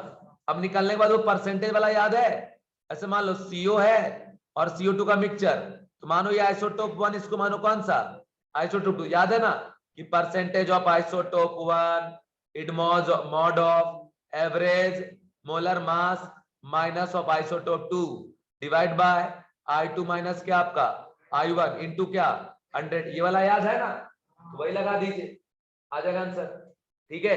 अब यहां से लिख देंगे कि परसेंटेज ऑफ CO, तो ये क्या हो जाएगा, यहां से आया ना 32 एवरेज आया और CO2 कितना है 44 डिवाइड बाय 44 माइनस ऑफ कितना 28, क्योंकि CO का 28 है और इनटू क्या कर देंगे 100, तो ये यहां से कितना आ जाएगा, आपका आ जाएगा 12 के बराबर, क्योंकि मॉड माइनस 12 तो 12 हो जाएगा और ये जो है 16 आ जाएगा और इनटू क्या हो गया 100, 4 4 जा 3 4 जा 4 20, एनर्जी खत्म हो रहा है मेरा, बोलो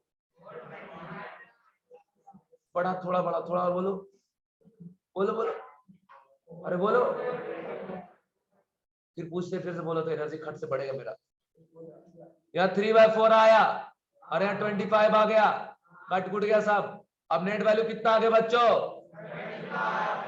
कौन नहीं चाहता मेरा एनर्जी लेवल बढ़े, कौन ऐसा दानव है जो मुझे मारना चाहता है? मेरा एनर्जी बढ़ाओ जल्दी, रेड हो गया है, ग्रीन करो। कितना आ गया टोटल?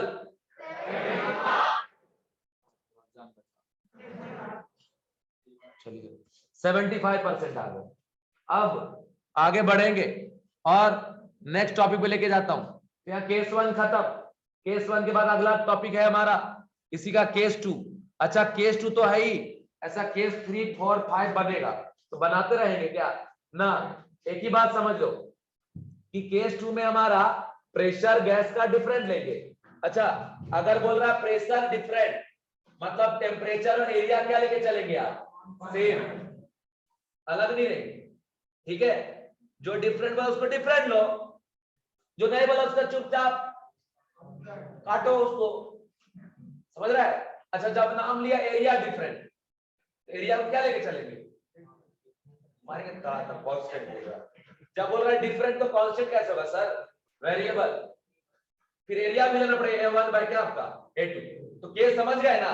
बाकी सीधा सीधा सीधा सीधा केस 2 जो है इसमें कह रहा है कि प्रेशर इज क्या आपका डिफरेंट। बुद्धि है ना, उसका प्रयोग करो, है ना नादान बालिके, समझे?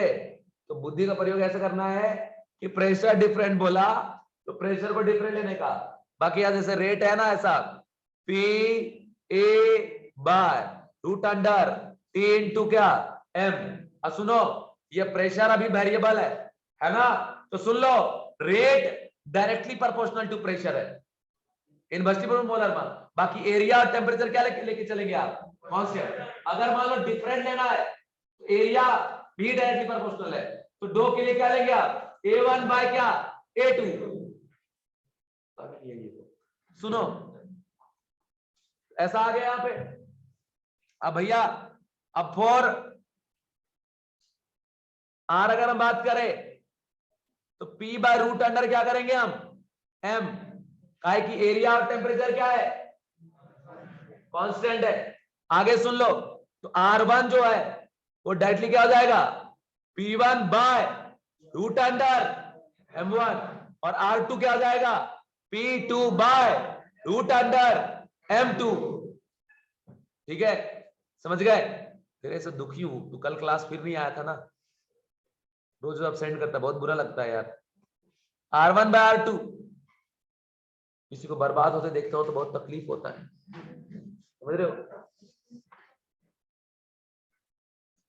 R1 बाय R2 ये क्या हो जाएगा? P1 बाय क्या P2 and into root under क्या हो जाएगा? M2 बाय क्या M1। तो ऐसा आ गया हमारा फॉर्मूला, इसको भूलना नहीं बच्चों, है ना, समझ रहे हो? तो ये चीज है। तो एक और रेट का फॉर्मूला बोलो सर पहले से ही क्यों नहीं बता रहे हो? एक बताता है यार, सेम लेकर तो काट दिए थे, अब प्रेशर से वो तो काट भी ना करेंगे, उसको रख के क्या करेंगे हम? आरती उतारे, काटो भाई, काट उसको, है ना। तो आगे बढ़ जाओ। अब सुनो हमको पता कैसे चलेगा कि प्रेशर डिफरेंट है? अब जैसे गैस का मोल अलग अलग है तो समझो प्रेशर डिफरेंट है, क्योंकि मोल पे प्रेशर डिपेंड करता है।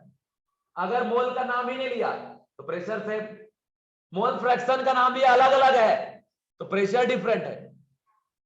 अगर बोला प्रेशर डिफरेंट तो प्रेशर डिफरेंट लो, है ना, समझे? तो बात यह जरा देखिए कि जैसे आप समझे कि ये जो ऐसा आ गया कि R1 by R2 is equal to P1 by P2, है ना, into root under M2 by M1, है ना। तो कहानी है बेटा कि ये जो P1 है ये है क्या? प्रेशर किसका? Gas number 1। और P2 किसका प्रेशर है? Gas number 2। और इंडिविजुअल गैस के प्रेशर का नाम क्या होता है? Partial pressure. तो यहां से हम लिखेंगे कि P1 is partial pressure of gas 1। मान लीजिए इसको नाक से पढ़ाया जाए, मुंह से बोलना ही नहीं है, तो आगे इसको लिखेंगे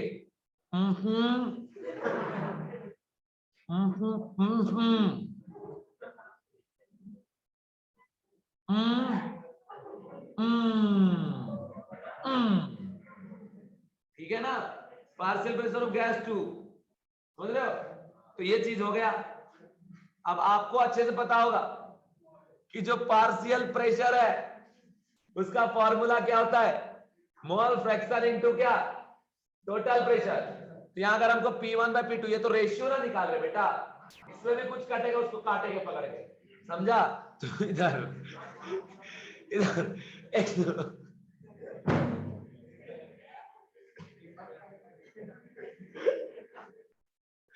x1 इंटू क्या, total pressure, divide by x2 into क्या, टोटल प्रेशर। अब यहां पे जो P टोटल है, P टोटल वो क्या हो गया, कट गया, समझा? तो यहां पे कौन बच रहा है? x1 में कौन बच गया, x2। ठीक है, आगे सुनो। अभी x1 x2 है, अभी x1 क्या बेटा, मोल फ्रैक्शन ऑफ गैस क्या, 1। तो यहाँ पे जैसे यहाँ टोटल मोल छुपा हुआ है उसको ढूंढ के काटेंगे, है ना? तो छुपने से काम नहीं चलेगा। बाद यहाँ x1 क्या हो गया, मोल 1/मोल टोटल, है ना? और ये जो x2 है वो क्या हो गया, मोल by mole total.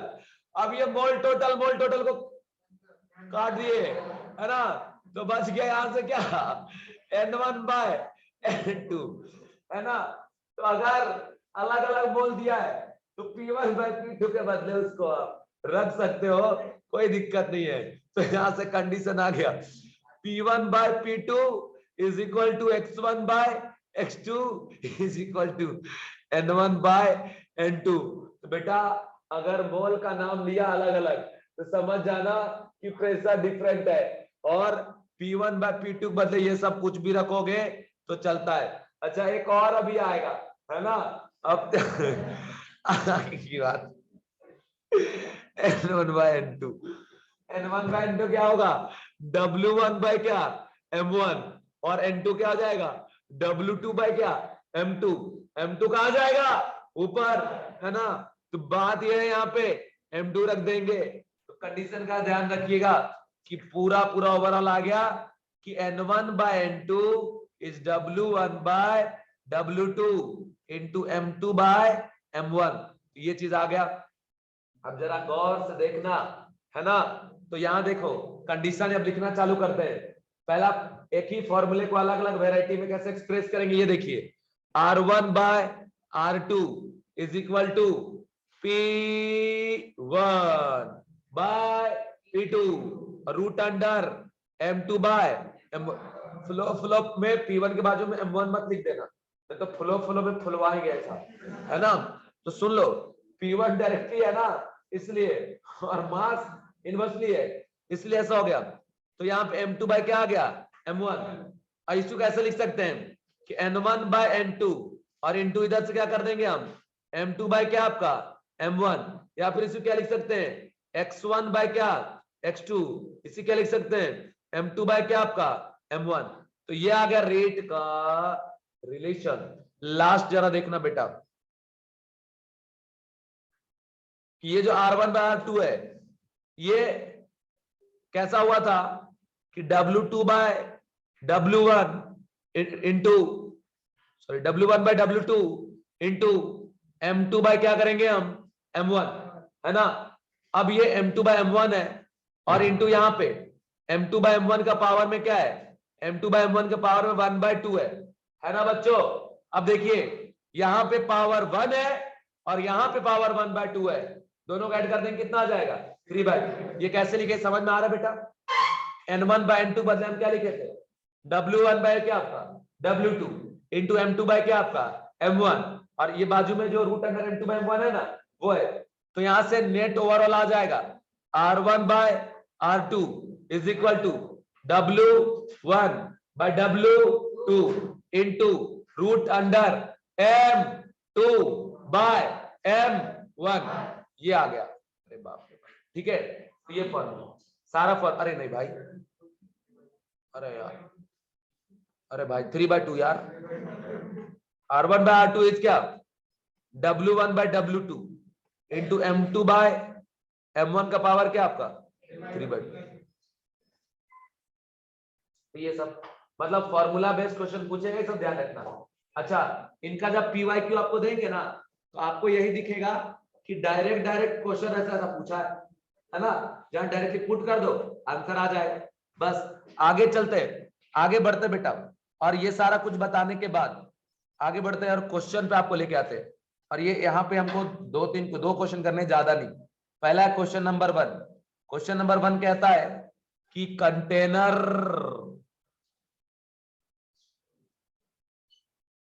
Container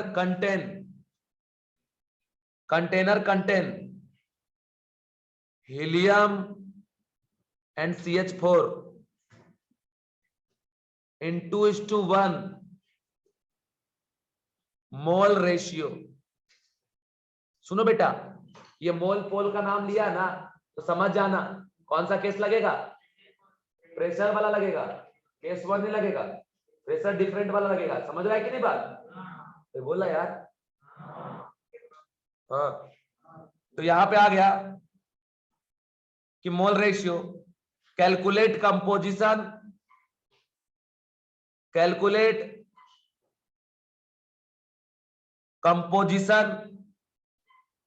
of mixture diffuse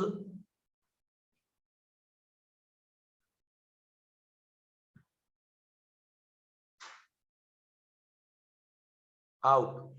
कुल मिला के बेटा यहाँ पे आपको रेट ऑफ डिफ्यूजन का रेशियो निकालना है। तो सर जी ये वाला फॉर्मूला सब याद है ना? सारे बच्चे बोलना एकदम। वो वाला जो है ना पेड़, वो है एक आदमी बैठा है, वो मुझे बताएगा वहां आवाज जा रहा है कि नहीं, है ना? तो बोलना। चलो सबसे पहले, क्योंकि आज का ये आखिरी फॉर्मूला है, इसके बाद फिर हम आगे जाएंगे। तो यहाँ पे क्या है, R1 बाय क्या बेटा R2 इज इक्वल टू क्या P1 बाय क्या P2 इंटू क्या रूट अंडर M2 बाय क्या M1। खाली M1 मारे कड़कड़ा के बोलता का नहीं, पूरा खाली M1 बोलने आया क्या यहाँ? तो पूरा इसके आगे बताओ, यहाँ पे क्या लिखेंगे हम, N1 बाय क्या N2 इंटू रूट अंडर क्या आपका M2 बाय M1, और साथ में इसके बाद क्या आपका x1 बाय क्या x2 और रूट अंडर क्या आपका M2 बाय क्या M1, है ना? यहां तक ध्यान रखना। चलिए तो ये चीज हो गया।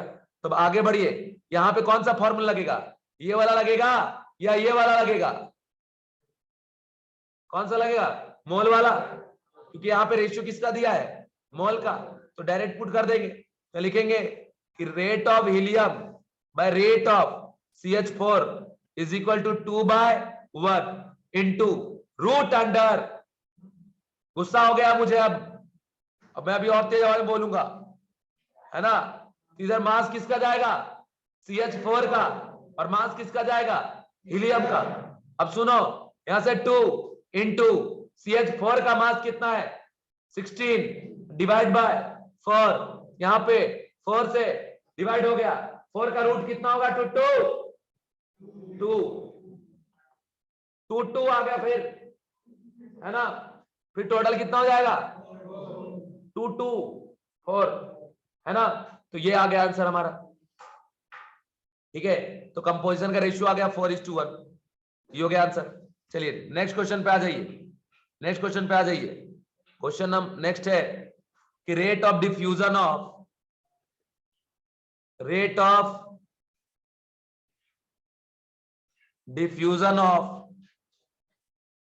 two gases A and B, rate of diffusion of two gases A and B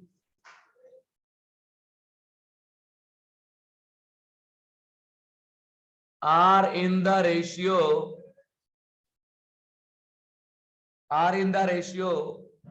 16/3 if ratio of their masses present in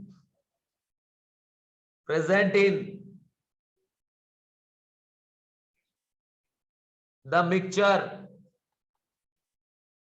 is 2:3, then तो देखिए मास का रेशियो 2:3 है, तो यहां पे आपको बताना है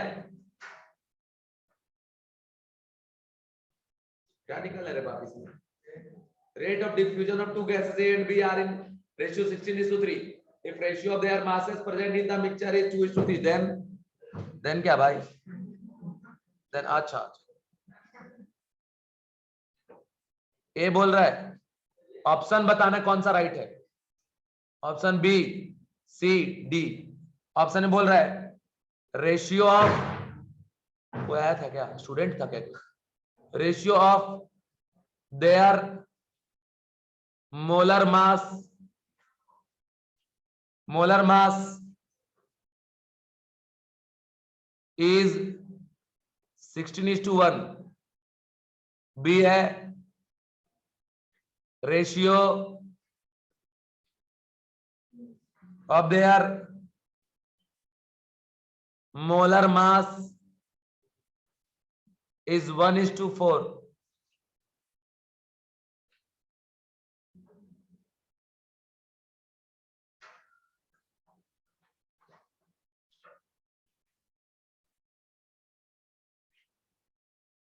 सी है ratio of their mole present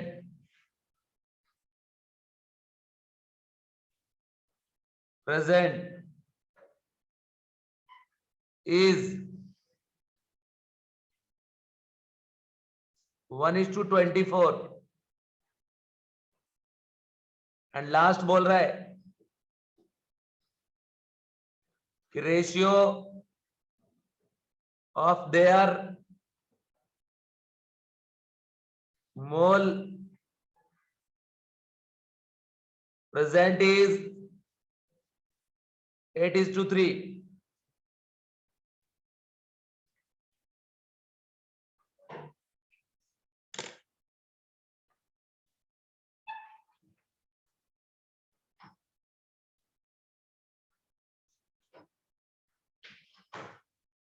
question देख रहे हो, बोला rate of diffusion of two gases A and B are in the ratio 16:3 if ratio of their masses present in the mixture is 2:3। मास मतलब वेट है ना, तो मोलर मास का ratio क्या होगा या मोल का रेशियो क्या होगा ये बताना है। 1:4 मैच कर रहा है क्या ये वाला, सेकंड, और ये मोल फिर नहीं चेक किया,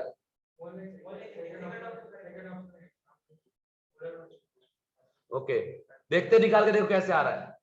सबसे पहले ये कर लो, यहां से दिया ना rate of division of two gases A and B, ऐसा लिखो RA/RB इज इक्वल टू, अच्छा जब मोल का बात कर रहा है ना बेटा तो मोल के टर्म्स में जाएंगे और वेट वाला फॉर्मूला लगाओ ना, weight A by weight B into MB by MA का पावर 3/2। याद आ रहा है, याद है ना कि भूल गए, याद है, याद है, गाना गा के रिप्लाई किया करो, मैं गाना गा के बोलूं तो ठीक है।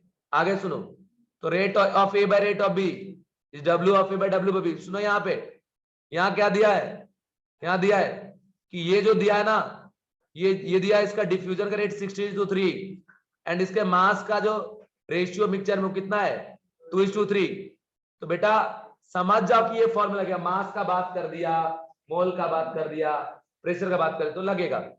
अब ये जो RA/RB है इसका वैल्यू हम बार बार भूल जा रहे हैं, इसलिए फिर देख लेते हैं 16/3 है ना, एंड ये WA/WB कितना है 2:3 है ना, एंड इंटू यहां पे देखो MB/MA का पावर 3/2।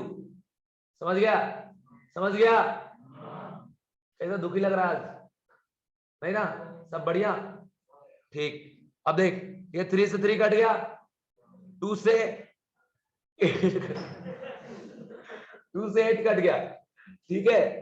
अब सुन लो मेरी बात, कंडीशन ये कि 2 से 8 तो 8, इधर 8/1 बचा, इधर MB/MA आ गया 3/2, ठीक।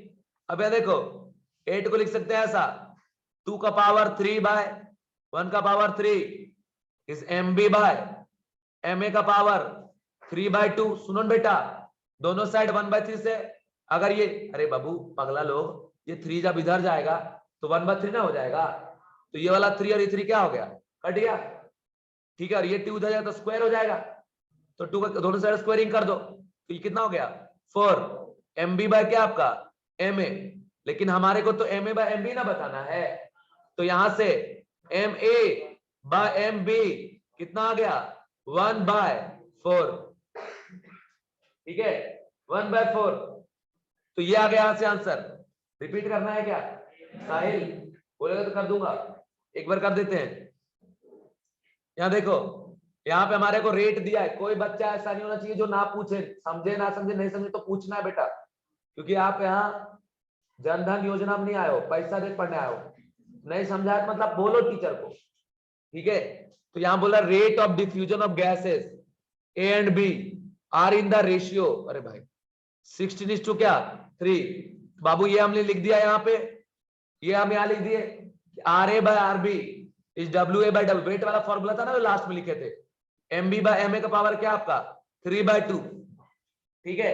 मतलब आप जिसके बारे में सोचे होंगे ये ज्यादा यूज नहीं होगा, हम क्वेश्चन उसी पे देंगे आपको, है ना।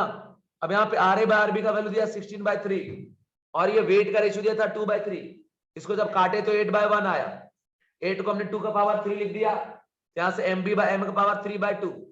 अब ये 3 इधर चला गया ना, जैसे होता है ना x equal to Y, x equal to क्या था y पावर 1/3 हो जाता है ना, तो 3 को उधर भेजेंगे तो 1/3 हो जाएगा, और ऑलरेडी वहां पहले से 3 था, तो 3 कट के कितना हो गया 1। तो यहां से आगे इस तरीके से यहाँ पे कि 2 का पावर 3, ये 3 से कट गया, आइए 1/2 उधर जाएगा तो 2 बन जाएगा, तो इसलिए 2 का स्क्वायर क्या हो गया 4, M B by M A आ गया 4, पलटी मार देंगे, है ना, तो M B by M A by M B क्या हो जाएगा 1/4, ठीक है।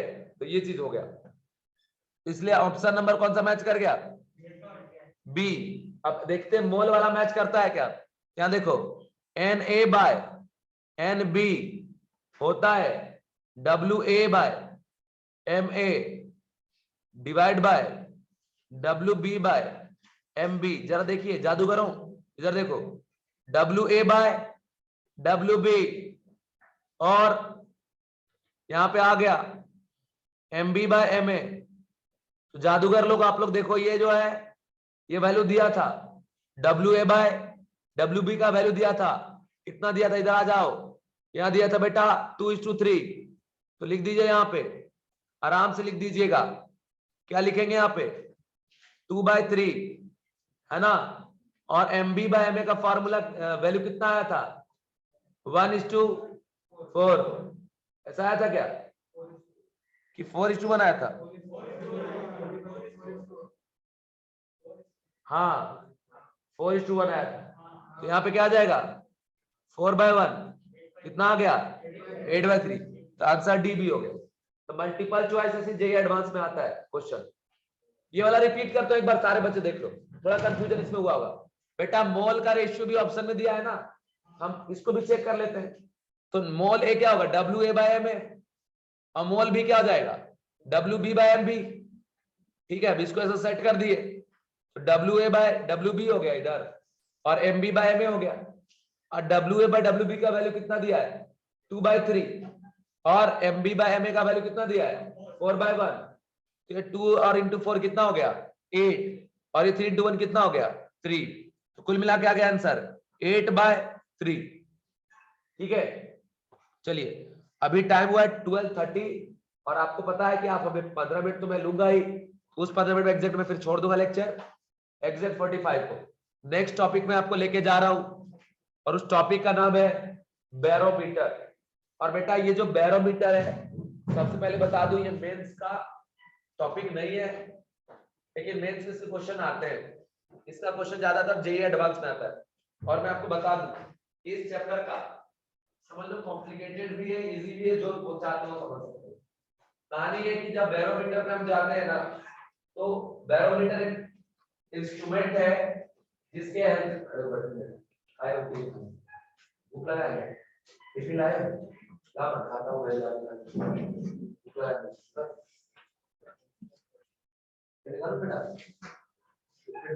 बेटा गुजरे की नहीं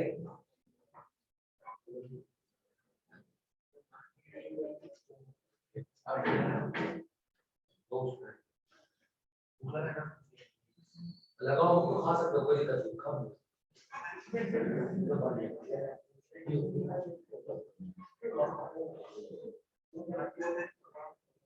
बात करेगा तो इधर आके यहाँ पर।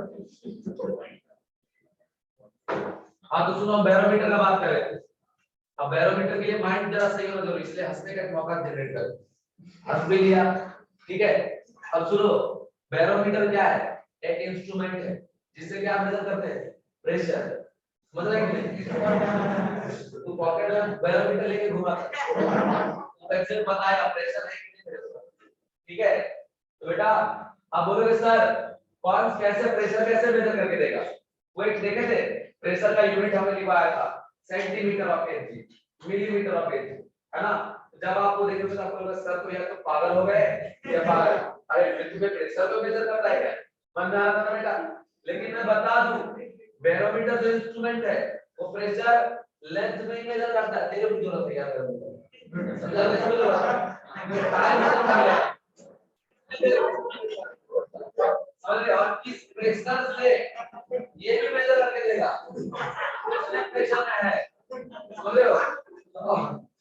जिस प्रेशर की नीड है वो कितने टाइम में अचीव होगा ये भी पता करना है, यूनिटरी मेथड लगा के। आज इसको खरीदवाओ तुम और इसके साथ में घर नहीं है क्या? तो बैरोमीटर खरीद जाके, है ना। बाकी सुनो, बैरोमीटर एक इंस्ट्रूमेंट है जिसके थ्रू हम प्रेशर मेजर करते हैं, रियल वाला प्रेशर। अब बात ये बेटा कि प्रेशर मेजर करने के बैरोमीटर, अब बैरोमीटर में हम लोग एक लिक्विड का यूज करते हैं, उस लिक्विड का नाम है मर्क्यूरी। अब क्योंकि मर्क्यूरी एक मेटल है और वो नॉन स्टिकी होता है। नॉन स्टिकी मतलब जो एक दूसरे से स्टिक चिपकते नहीं है, मतलब जब आप उसको किसी कंटेनर में भरोगे ना उसके सरफेस से चिपकेगा नहीं, ऐसे पलटोगे तो सब निकल जाएगा, ऊपर जाए तो ऊपर जाएगा, नीचे जाए तो नीचे जाएगा, चिपचिपा नहीं होगा, वो स्टिकी नहीं है, स्टिक नहीं है, और उसकी डेंसिटी भी सबसे अधिक है, 13.6 के बराबर होता है डेंसिटी इसका, मर्क्यूरी लिक्विड का। तो बैरोमीटर क्या होता है तो बताऊंगा, और पहली बात समझ लो कि बैरोमीटर एक इंस्ट्रूमेंट जिससे प्रेशर मेजर करेंगे, और बैरोमीटर में लिक्विड का हम यूज करते हैं, उस लिक्विड का नाम क्या है? मर्क्यूरी। रीजन क्या है? क्योंकि मर्क्यूरी का डेंसिटी क्या होता है? बहुत ही ज्यादा, और वो नॉन स्टिकी है। हमको ऐसा लिक्विड चाहिए जो प्रेशर बढ़ने पे फट से ऊपर जाए, और ऐसा लिक्विड चाहिए जो प्रेशर कम होने पे पीछे है। ऐसा नहीं नीचे आके 200 चिपक के रहेगा ऊपर, ऐसा नहीं, प्रेशर में तो फटफट ऊपर है। अच्छा अगर कोई स्टिकी रहेगा ऊपर जाने में उसको ज्यादा वो लगेगा ना, तो हमें प्रेशर मेजर करने वाले, तो ध्यान से जरा समझिएगा और सीखिएगा। हेडिंग में जरा लिख लो बेटा barometer,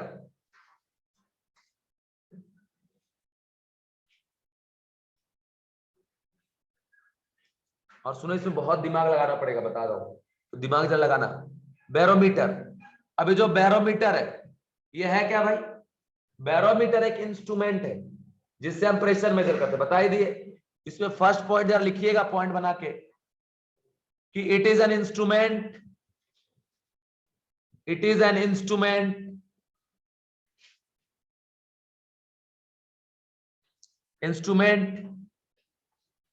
which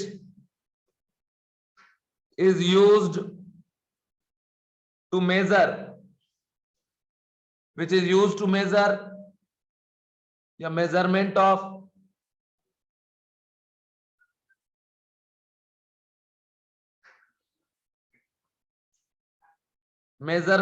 pressure,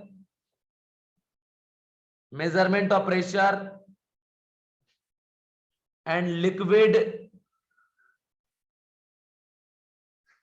used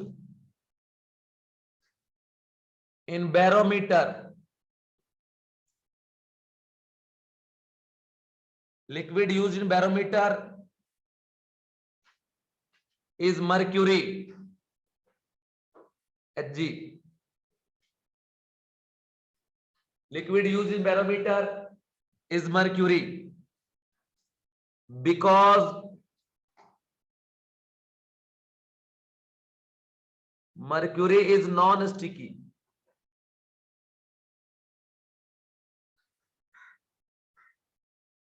non sticky and density is very high.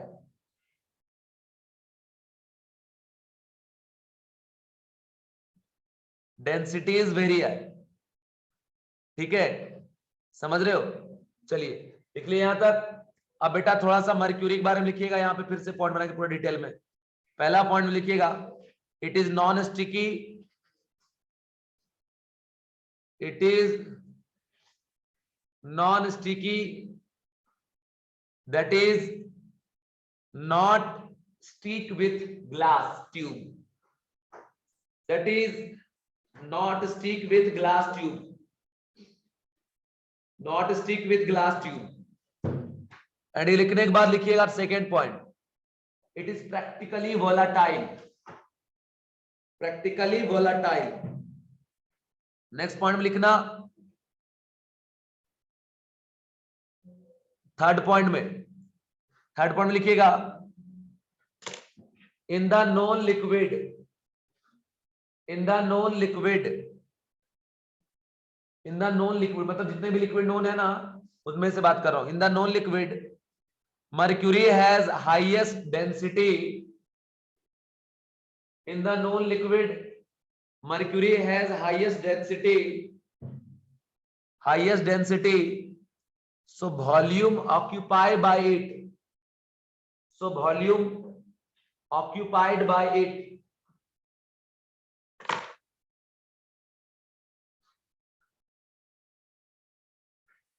for a given mass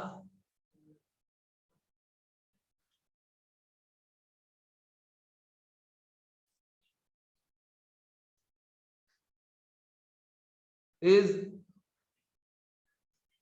minimum, lowest।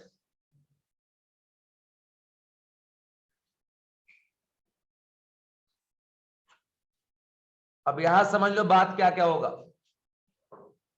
यह है बेटा हमारा टेस्ट ट्यूब,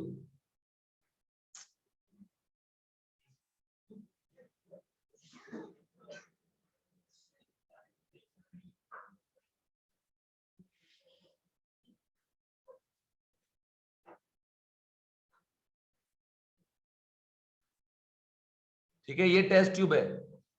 अब इसमें हम लिक्विड भरेंगे,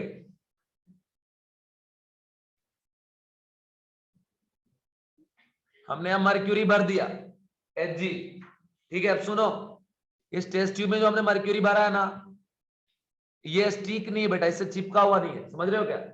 क्योंकि ये नॉन स्टिकी है, ये बात बता दिया, समझ रहे हो ना?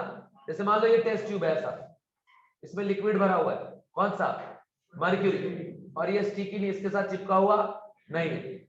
तो ये कंडीशन होगा। आगे की कहानी सुनो कि जब हम आपको प्रैक्टिकल एग्जांपल बताते, जरा समझिएगा, जो आप बचपन में आपके मन में आता होगा, है ना? अभी सबसे पहले, अभी भी करते होंगे, कभी कभी करते ये होंगे बचपन में। ये है बेटा बाल्टी, बकेट या टब वगैरह जो भी, जिसमें डूब जाते थे नहाने के लिए आप, है ना? पानी भर दिए और उसी टाइम आप साइंटिस्ट बनते, तो घर वाले बोलते बचवा तो साइंटिस्ट बनता हो, है ना? इतना दिमाग है बच्चे के पास, इंजीनियर बनेगा, डॉक्टर बनेगा, पहले डिसाइड सब कर दिया। कैसे? तुमने क्या किया बेटा, ये पानी भरा हुआ बकेट है, अब मग्गा क्या बोलते हो उसको मराठी में? मग बोलते हो, है ना? मग होता है ना, या ग्लास, कटोरी, कुछ भी भाई समझ रहे हो, जो भी हो, ठीक है। तो उसको बेटा ऐसे खाली है, पूरा खाली, जैसे दिमाग खाली है ना तुम लोगों का, वैसे मग आप कैसा ले लिए, एकदम खाली खाली, है ना?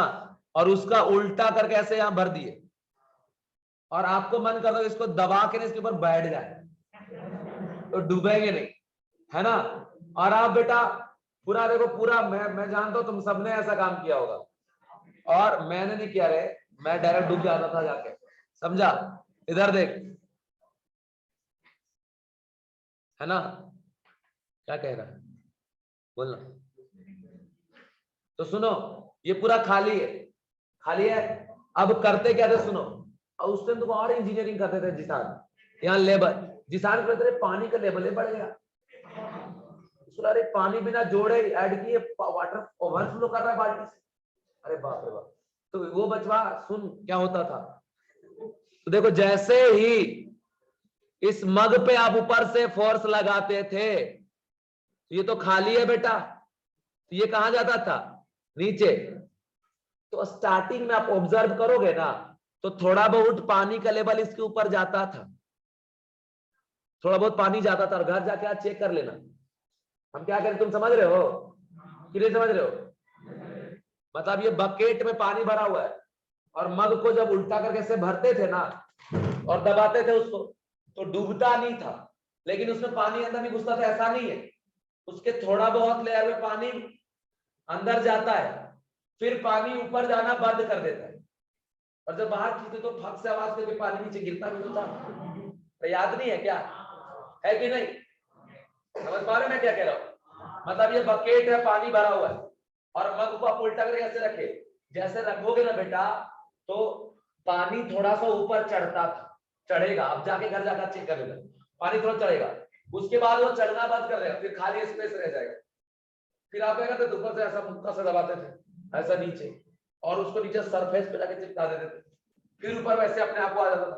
तो देखोगे पानी इतना लेवल तक गया रहेगा, मतलब पानी पूरा पूरा मग को ऑक्यूपाई नहीं किया, जब तक ऐसे नहीं करोगे, हम ऐसे डायरेक्ट रख रहे हैं, ऐसे घुमा दोगे तो फिर पानी घुस ही जाएगा उसमें, लेकिन अगर ऐसे रख रहे एकदम स्ट्रेट 180 डिग्री पे, तो पानी ऊपर 100% नहीं जा रहा है। कारण क्या है सर, क्या कंडीशन है, वो मैं आपको यहां बताऊंगा, ठीक है। पर ये काम आपने प्रैक्टिकली किया है क्या, समझ में आया है, क्या